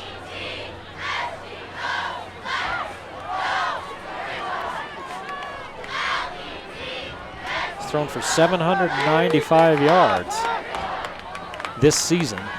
163 tonight. We're back where we started a minute ago. Durham looking downfield, has a man breaking free. This one nearly picked off. Well, that one hung out there. A lot of action going on that play. They faked a little underneath. He rolled out of the pocket. He did a hitch and go type look, and That was Jennifer Duffin. Durham just couldn't get it there. Highland fortunate it didn't get picked off. Second and 10. Durham's going to give to DeMuzio. DeMuzio running hard up near the first down marker. It's going to be, I think, just a half a yard shy. Norman. 3rd and 1 for a Highland team that's 4 of 10 on 3rd down. 4 minutes to play in the 3rd quarter. 13-9, Ridgeline's led the entire way. But it seems like we've played the last quarter and a half on the Ridgeline side of the field.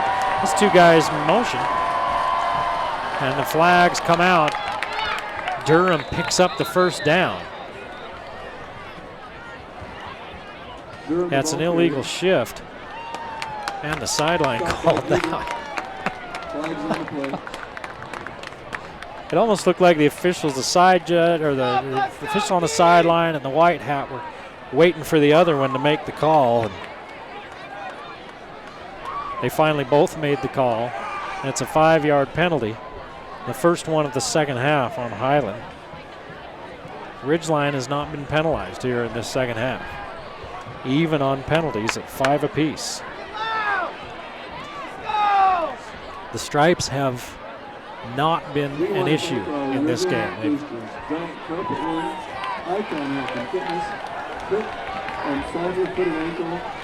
have been a couple of times where we've wondered about a spot, but other than that, you haven't noticed them, and that's really the way you want it. And that's the way they want it. Durham throws inside, finds his man. First down at the 15-yard line. Pass complete to Duffin. Duffin picks up 11. He turned and the ball was there. They just found the spot in the zone.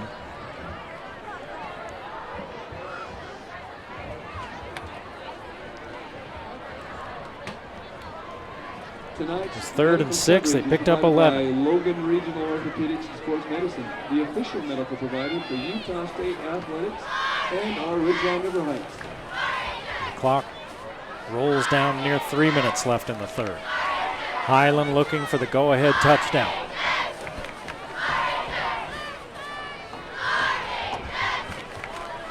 Durham unloads in the end zone, just out of the reach of his intended receiver. Tag Allen. Allen's tall, working over on Cook on that corner. Had some height on him, but the pass just a little too long. 2nd and 10. Ball's at the 15-yard line of Ridgeline. Ridgeline's turned it over twice here in this 3rd quarter.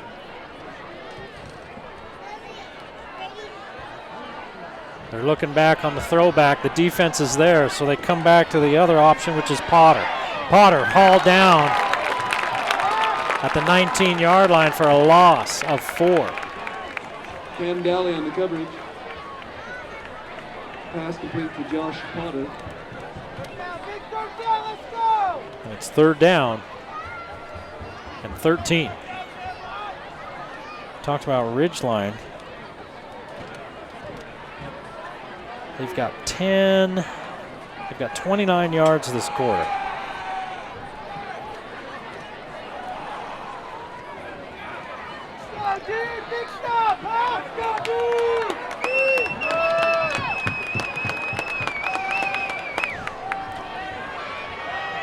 Highland with 2 minutes to play in the 3rd. It's 3rd and 13.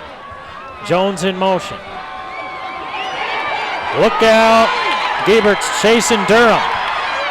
Durham throws it out of bounds.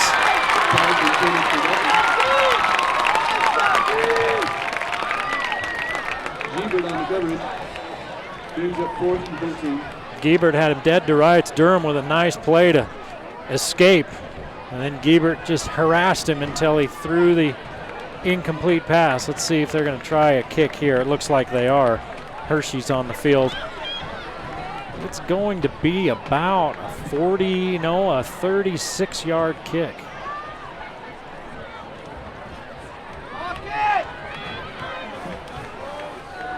"36 yards from the right hash."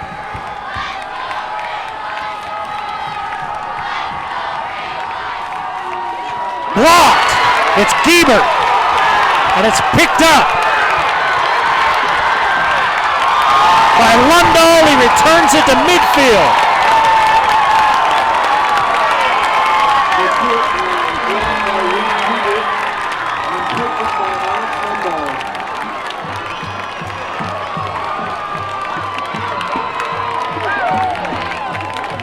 So Giebert with the block, Lundahl picks it up, and he just kind of stood there for a minute.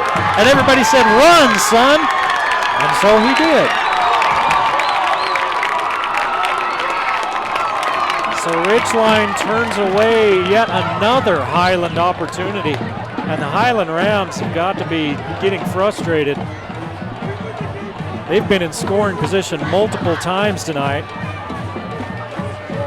They've got 9 points to show for it. A couple of block kicks, one block PAT, a block field goal.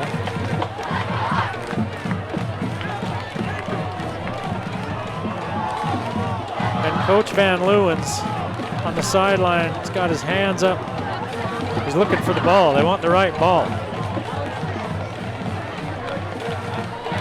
I think they've got the right ball. I saw Cox hand the ball to the official. After that whole play was done, Cox ran on the field with the ball he wanted, tossed it to the official.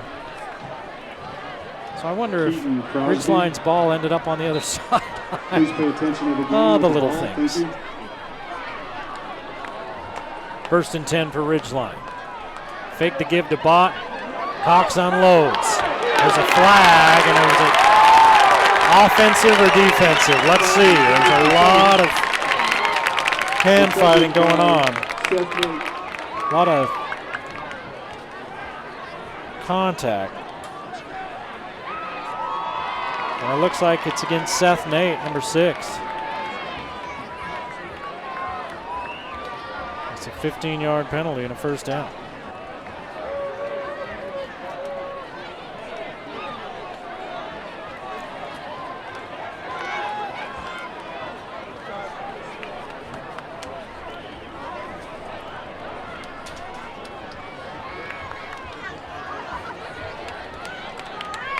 Two 15-yard penalties tonight on Highland. Ridgeline has yet to rack up a 15-yarder. Dowley's going to switch sides. Bott in the backfield. And they're going to give it to Bott. Bott with yardage, puts his head down and picks up 8. What I said earlier. I don't think he has the foot speed of the other two running backs, White and DeMooney. Not many do, but he runs with some authority. The junior pressed into action because of injuries to DeMooney and White. Now they flip the formation. They're going to give it to Bott again. See, that time he didn't get his shoulders square. He picked up a yard. Block the ball carrier. Max Anderson on the stop for the Rams. It's 3rd down and 2.5. And probably 4-down territory as we're 35 seconds to play in the 3rd quarter. Everybody up for Highland. Now they back out of it. Here they come, bringing 7. Cox unloads, and it's just past Murdoch. No time for Cox as he had a defender right in his grill. 16 of 21, 163 yards, 2 touchdowns and a pick for Caden Cox.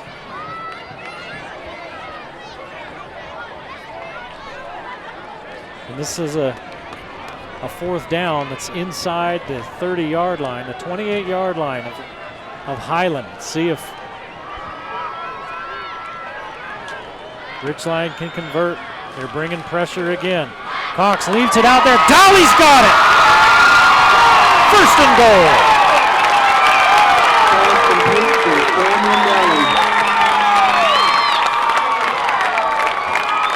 26 yards. And Cox put it right there. See if they run another play before the end of the quarter. They do. They give to Bott. Bott picks up a yard. That's the end of the third quarter. So we're going to go to the fourth quarter with Ridgeline knocking on the door, leading 13-9.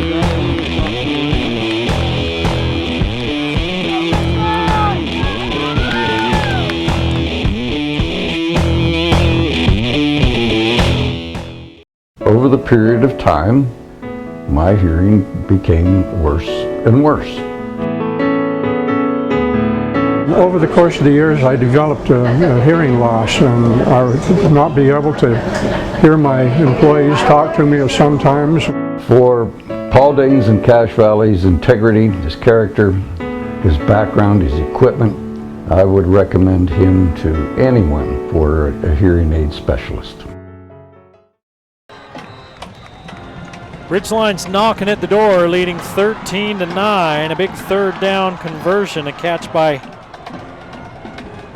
Cameron Dally. He's been big tonight, 42 yards, 4 receptions. Webb, the other guy, 53 yards on 4 receptions, and they have the 2 touchdown receptions between them. Mountain Crest leads Bonneville at the half, 28-21. I'm sure they're into the second half of that one by now. Mountain Crest all of a sudden finding the scoring punch. Bott and Webb are in the backfield. Now Webb vacates. Hand to Bott. Bott puts his head down. Pushed sideways, and he's just inside the 1-yard line. Third and goal from the 1. Off the ball carrier, stopped by Oz Fulmer.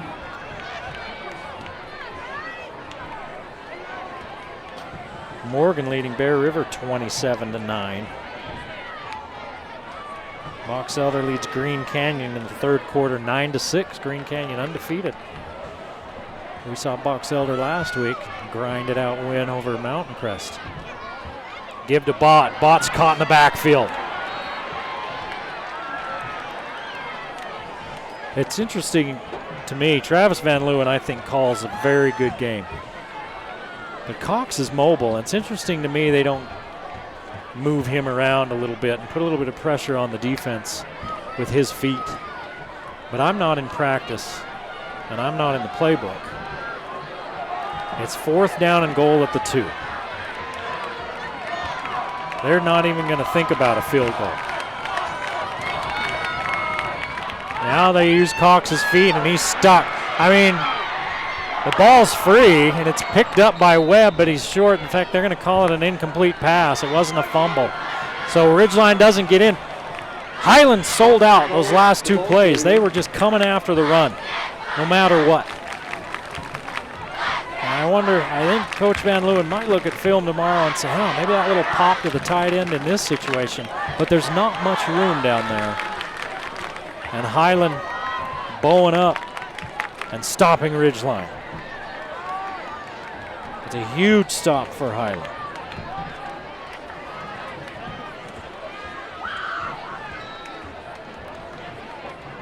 Skyview leads Madison 31-26. So some scoring going on in Smithfield. In contrast to Millville, where both teams seem to be allergic to the end zone.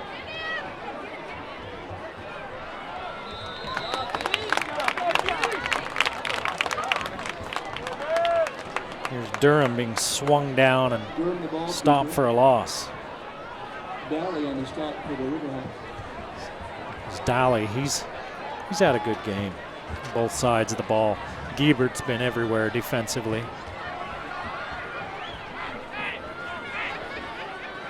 Haven't heard much from any of the defensive backs because both these teams kind of run the ball and keep things short. Durham unloads.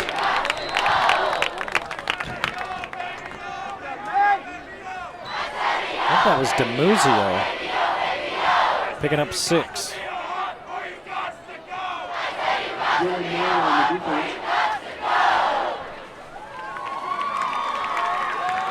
Another third down. It's 3rd and 4 for Highland. See if the Ridgeline defense can make another big play. Keep them pinned back. Durham turns it upfield, first down and more. He's got blockers as he cuts back into the middle. He's out near the 30-yard line. And it was Dowley that finally caught him. 21 yards on 3rd and 4 for Durham. He's at 97 yards on 16 carries.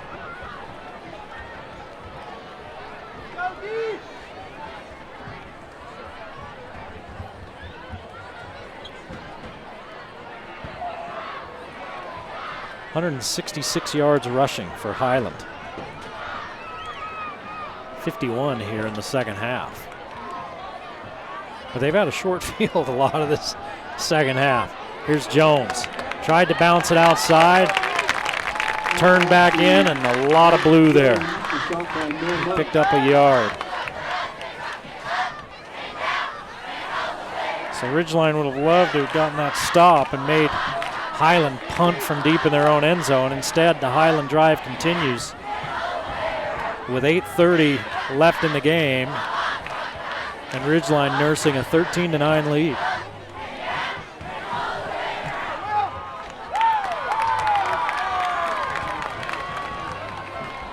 Mickelson splits out wide to the right, 2 here to the bottom of your screen on the left side. Durham's looking right. Got time, now breaks down. There's a flag in the backfield, it's gonna be a hold. Durham making moves, he picked up 5, but it's all for naught as 2 of his linemen took down one of the Ridgeline defensive linemen. It was like WWF out there. The bad guy tag team came in and grabbed the one guy, took him down, beat him up, sat on him, hit him with a chair. So for Highland, that's penalty number 7. Ridgeline is flag free here in this second half. So it's 2nd and 21. We're under 8 minutes to play in the game. Same formation as last time with Mickelson to the right, 2 receivers here to the left. 2 in the backfield with Durham. They're going for Mickelson with the size advantage, and Durham leaves it short. You know, so often they throw that pass short on purpose for a back shoulder type of throw. The receiver to stop, and he either catches it as the defensive back runs by, or the defensive back runs into him, and then it's a 15-yard penalty. But that one fell incomplete, and it's 3rd down. 3rd and 21.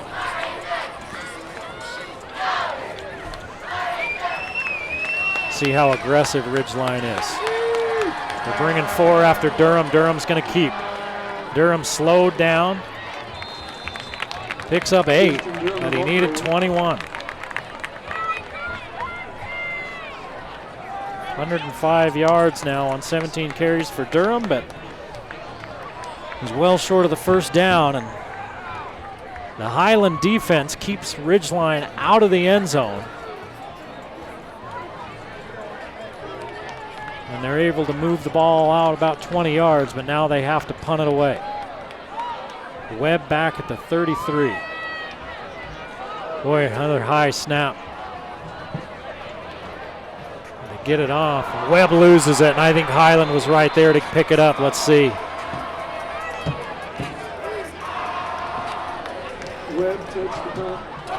Nope. It looked like he lost it and Highland had got on it, but it's Ridgeline football at the 34-yard line. With 6:56 to play, Ridgeline runs their offense pretty fast. You don't see them grinding 6 minutes off the clock very often.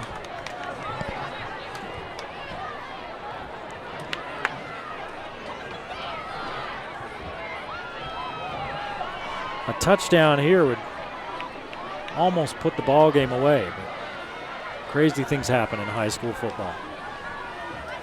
Cox throws out to Dowling. Dowling still on his feet, out near midfield. Knocked out of bounds at the 50, a 16-yard gain to start this drive. Jaden Bell gets him out of bounds.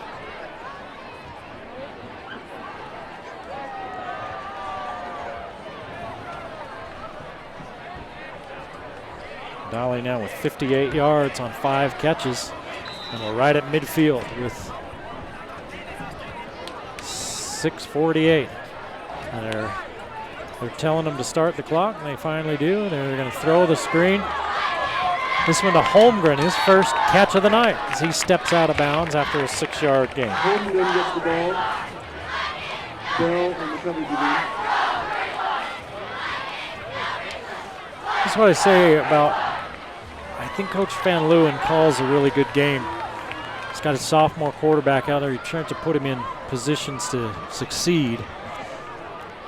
And I think as time goes on, you trust him a little bit more, and he'll let him go downfield once in a while, but they're almost using the pass like part of their running game.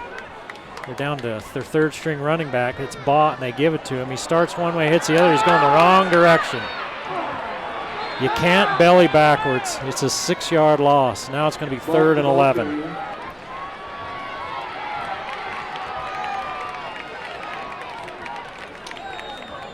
About 10 carries, 12 yards. He just kept giving ground, and he couldn't beat the defense to the edge. So now it's 3rd and 11. First 3rd down was right at the goal line of this 4th quarter.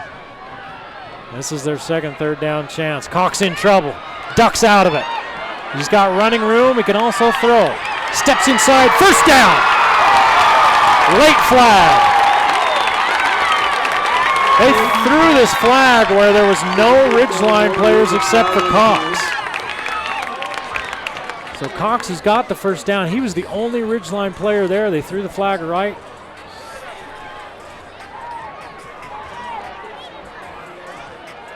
He picked up 15, 16 yards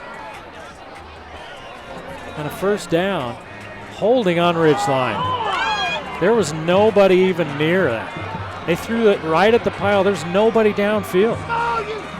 And Coach Van Leeuwen's talking to that side judge. Now, it could have happened in that spot, and he was reaching for his flag and couldn't get it out before those players had vacated there.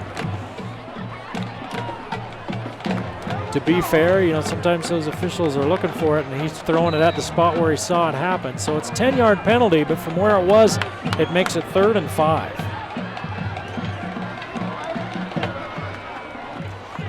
And that's why, you know, fans and people watch it, you get upset there was nobody else there. Well, maybe there was just a moment ago. He's got to get that flag out of there and throw it to the spot.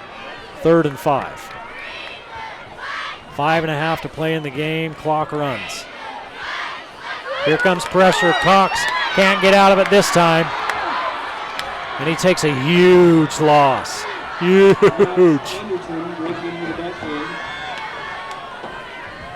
They're going to say they're going to spot him back for an 11-yard loss. They pushed him back way further than that.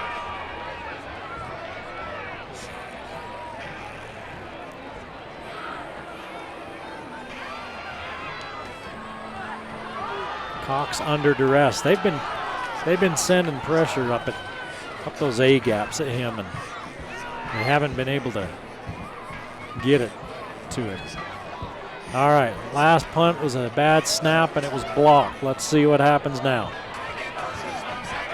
This one's not a great snap, and it's blocked again. Well, I don't know if it was blocked. Murdoch might have hit it off the side of his foot, and everything's going cattywampus for Ridgeline now. The kick goes out to the 47-yard line. It's a 9-yard punt.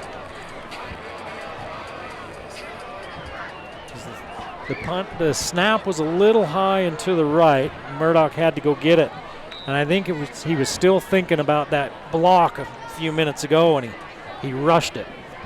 And it went off the side of his foot, and he was getting some pressure from Jaden Bell. So Highland with yet another chance. They have played most of this second half in the Ridgeline half of the field. They're at their own 47 to start this drive. Somehow Ridgeline's only given up 9 points. Incomplete as Durham threw it behind his receiver. We would like to thank our Riverhawk Boosters, Cash Car Wash, Cook and Salted Foot and Ankle, Giant Carpet One, and Icon Health and Fitness. And our Blue Boosters, Schreiber Food, Wasatch Tailor-Made Builders, Youngblood Real Estate, Logan Oral Surgery, and Heart Floor Program for their support of Riverhawk Athletics. Remember, there is a dance after the game, $3 in the commons area. Ben Woodland heads to the sideline as Daly comes on. DeMuzio in motion. Durham back there all by himself. Flushed off of his spot.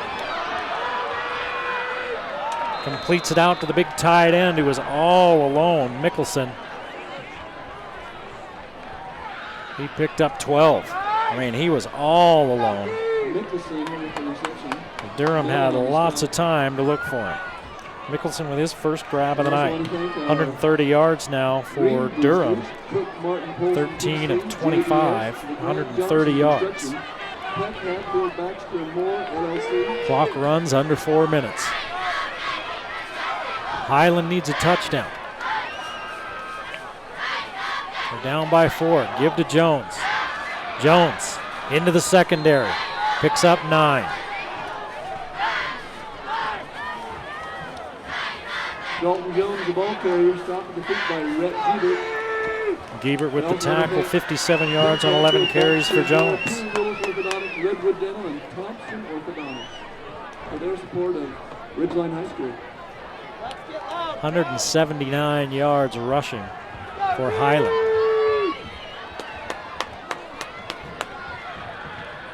Durham's going to keep it. Durham, look out! Pops it outside. He's inside the 10, on his feet inside the 5. Quarterback Easton Durham with 28 yards for Durham. Lishman with the stop.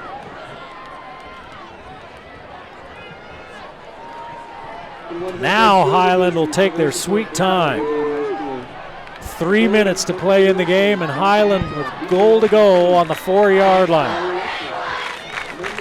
See if Ridgeline can keep him out of the end zone.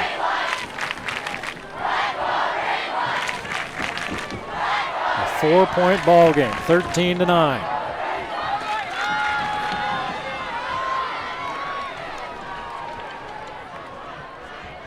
Give it to DeMuzio. DeMuzio in trouble.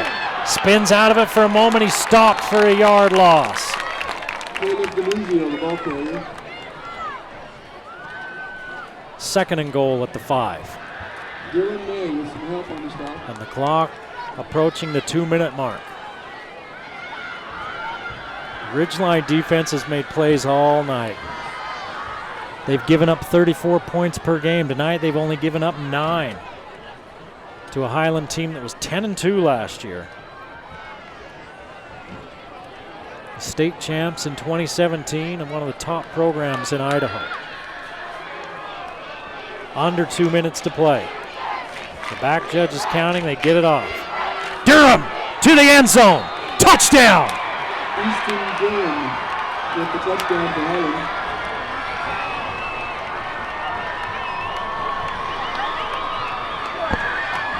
How big is it now that Ridgeline couldn't punch it in from the 2-yard line. They didn't go for the field goal that would have made it a 7-point game. Instead, they went for it. Didn't get in, and now Highland leads 15-13 with the PAT to come. Hershey's had a couple of kicks blocked.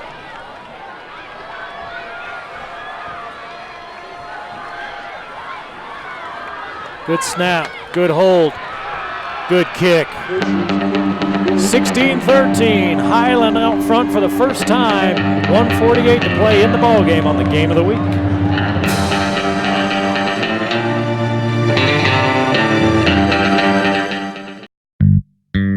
Hi, Cache Valley. This is Fernando over the Factory Pizzeria. We're running a special right now. We're giving a free nachos when you buy a large pizza with 3 toppings. Just mention this out and you're gonna get a free nachos every time you come. The Factory Pizzeria is located in 119 South Main, below the Gias in the basement. Come see us as soon as you can. Thank you.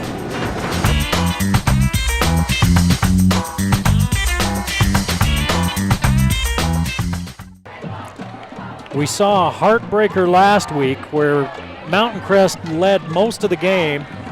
Box Elder took the lead late in that game and held on to win. And so it was a heartbreaker for Mountain Crest, and it's shaping up like one here tonight. Ridgeline has led the entire game. They just gave up a touchdown, and they trail 16-13. They're down to their 3rd string running back.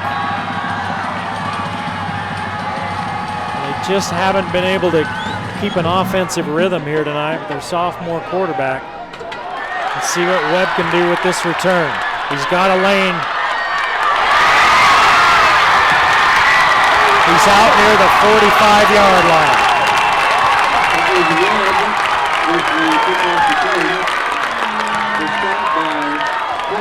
So that's a good start for the Ridgeline offense. But Caden Cox has been under duress here in this second half. The Highland defensive line has made life pretty miserable for Cox here in the second half. He's thrown an interception.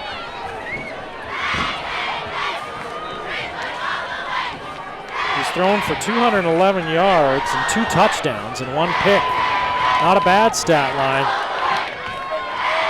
But he's been sacked a couple of times and running for his life other times. Underneath to Murdoch. Murdoch drops it. I was just thinking how quiet Murdoch's been. He hasn't caught a pass since the second quarter. He had 3 catches for 31 yards, and he bobbles that one. Drops it, 2nd and 10.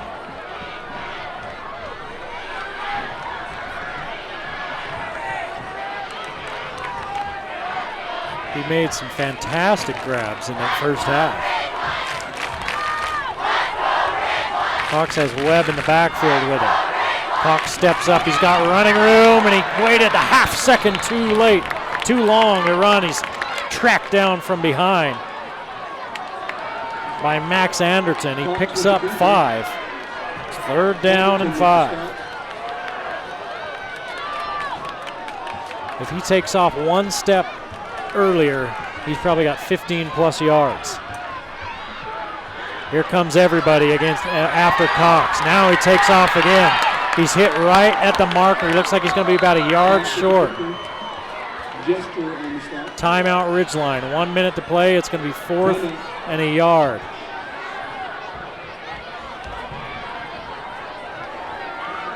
Another thank to Riverhawk Boosters, Cash Car Wash, Giant Carpet Lane, Icon Health and Fitness, and Quick Consultants, Quick Finish. Ridgeline running the ball. Again, I told you they're down to their 3rd string running back because of injuries. 29, 39, 41 yards on the ground for Ridgeline. 211 through the air. Green Canyon leading Box Elder. That one in the 4th quarter, 20-9. Skyview and Madison.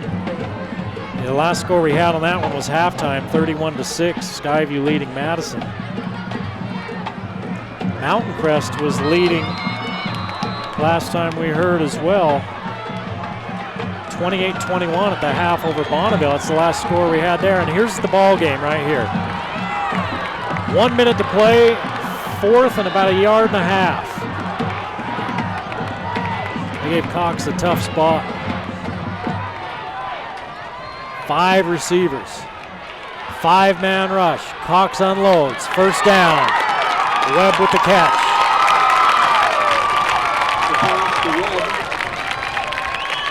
Nothing fancy, just get 4 yards down the field and pick up that first down. Clock stops while they set the yard markers. Cox with an empty backfield, 4-man rush. Cox unloads at the last second. He's walloped out of bounds. And it's incomplete. 20 of 28, 215 yards for Cox. It's 3 of 6 here in the 4th quarter for 26 yards. 43 seconds to play in the game. Ridgeline needs a field goal to tie. Webb in the backfield. Cox is going to unload, going for the home run, and it's hit foul. Togiai walloped Cox. He had 2 receivers in the vicinity, and he overthrew them both. He throws a pretty ball. Cox isn't big either. He's a sophomore. I don't know if he's even 16 yet. He's probably 5'9", 5'10". Man, he throws a pretty ball. And he's fast. He's quick. 3rd and 10. He's had to use those feet to get out of trouble. Again, a 4-man rush. He dumps it off. He could have probably ran, and his receiver, Dolly, falls down. It's going to be 4th and 4.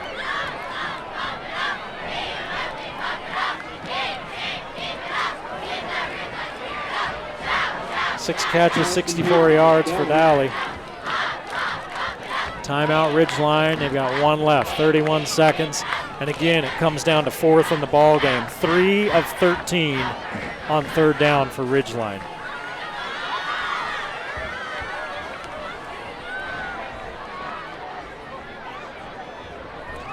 Cameron Bott has played hard tonight, and he's run for a hard 12 yards. He took a couple of losses that made that average not look as good. He had a couple of really hard nose runs, but he's not the speedster that DeMooney is and White is. They're just such a huge part of this offense. It's really limited the Ridgeline offense, not having those 2 options. I mean, they were humming along with White until he got hurt. 4th and 4. 5-man rush, and it's knocked down.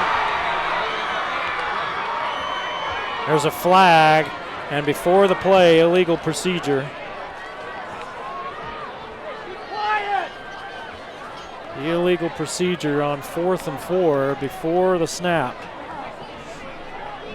So it's going to be 4th and 9. That was Knowles they were throwing it for. And it was knocked away. Knowles is a good-looking, another one of those good-looking sophomores. I think he's Marty and Melena Knowles' kid, both great players back in the day at Mountain Crest, football and volleyball. So it's 4th down in the ball game again for the 3rd time. See if Ridgeline's got a miracle up their sleeve. Cox running for his life. Unloads, incomplete. They ran games on the edge. They ran little twists on the edges. Did Highland. They ran the same defensive plays. They got twists and stunts out there, and they got guys off to the edge where nobody blocked them, and that kept Cox, as he left the pocket, from being able to get outside free. And Highland's going to come back and win this ball game. Cox will finish the night 21 of 30 for 221 yards and 2 touchdowns. 64 yards for Dolly, 57 for Webb. But Highland will get the win, 138 yards on 19 carries and 2 touchdowns for Highland's quarterback Durham. And they get the late score to steal one here in Millville, make that bus ride a little bit happier back home to Pocatello. Thanks for joining us on the Game of the Week on the Valley Channel. Next week at Skyview is Green Canyon and the Bobcats. We give you a first look at those two teams next week. We'll see you next time. The Game of the Week on the Valley Channel is brought to you by MICON Health and Fitness, changing lives with fitness innovation. Wendy's of Cache Valley, it's way better than fast food, it's Wendy's. Mountain Star Cache Valley Hospital, together we're greater. New Smile Dental, experienced dental care. Cache Valley Hearing and Audiology, bring back what you have been missing. Palmer Home Furnishings, our low overhead means higher quality at lower prices. Aspen Dental, get that gorgeous smile you've always wanted. KSM means music. Music is all we do. Four Seasons Apartments and Townhomes is your home. Anderson Seed and Garden, growing better gardeners. Factory Pizzeria, we're open late after the game. The Logo Shop, we logo stuff, all kinds of stuff. And the Valley Channel, Cache Valley's TV station for over 25 years.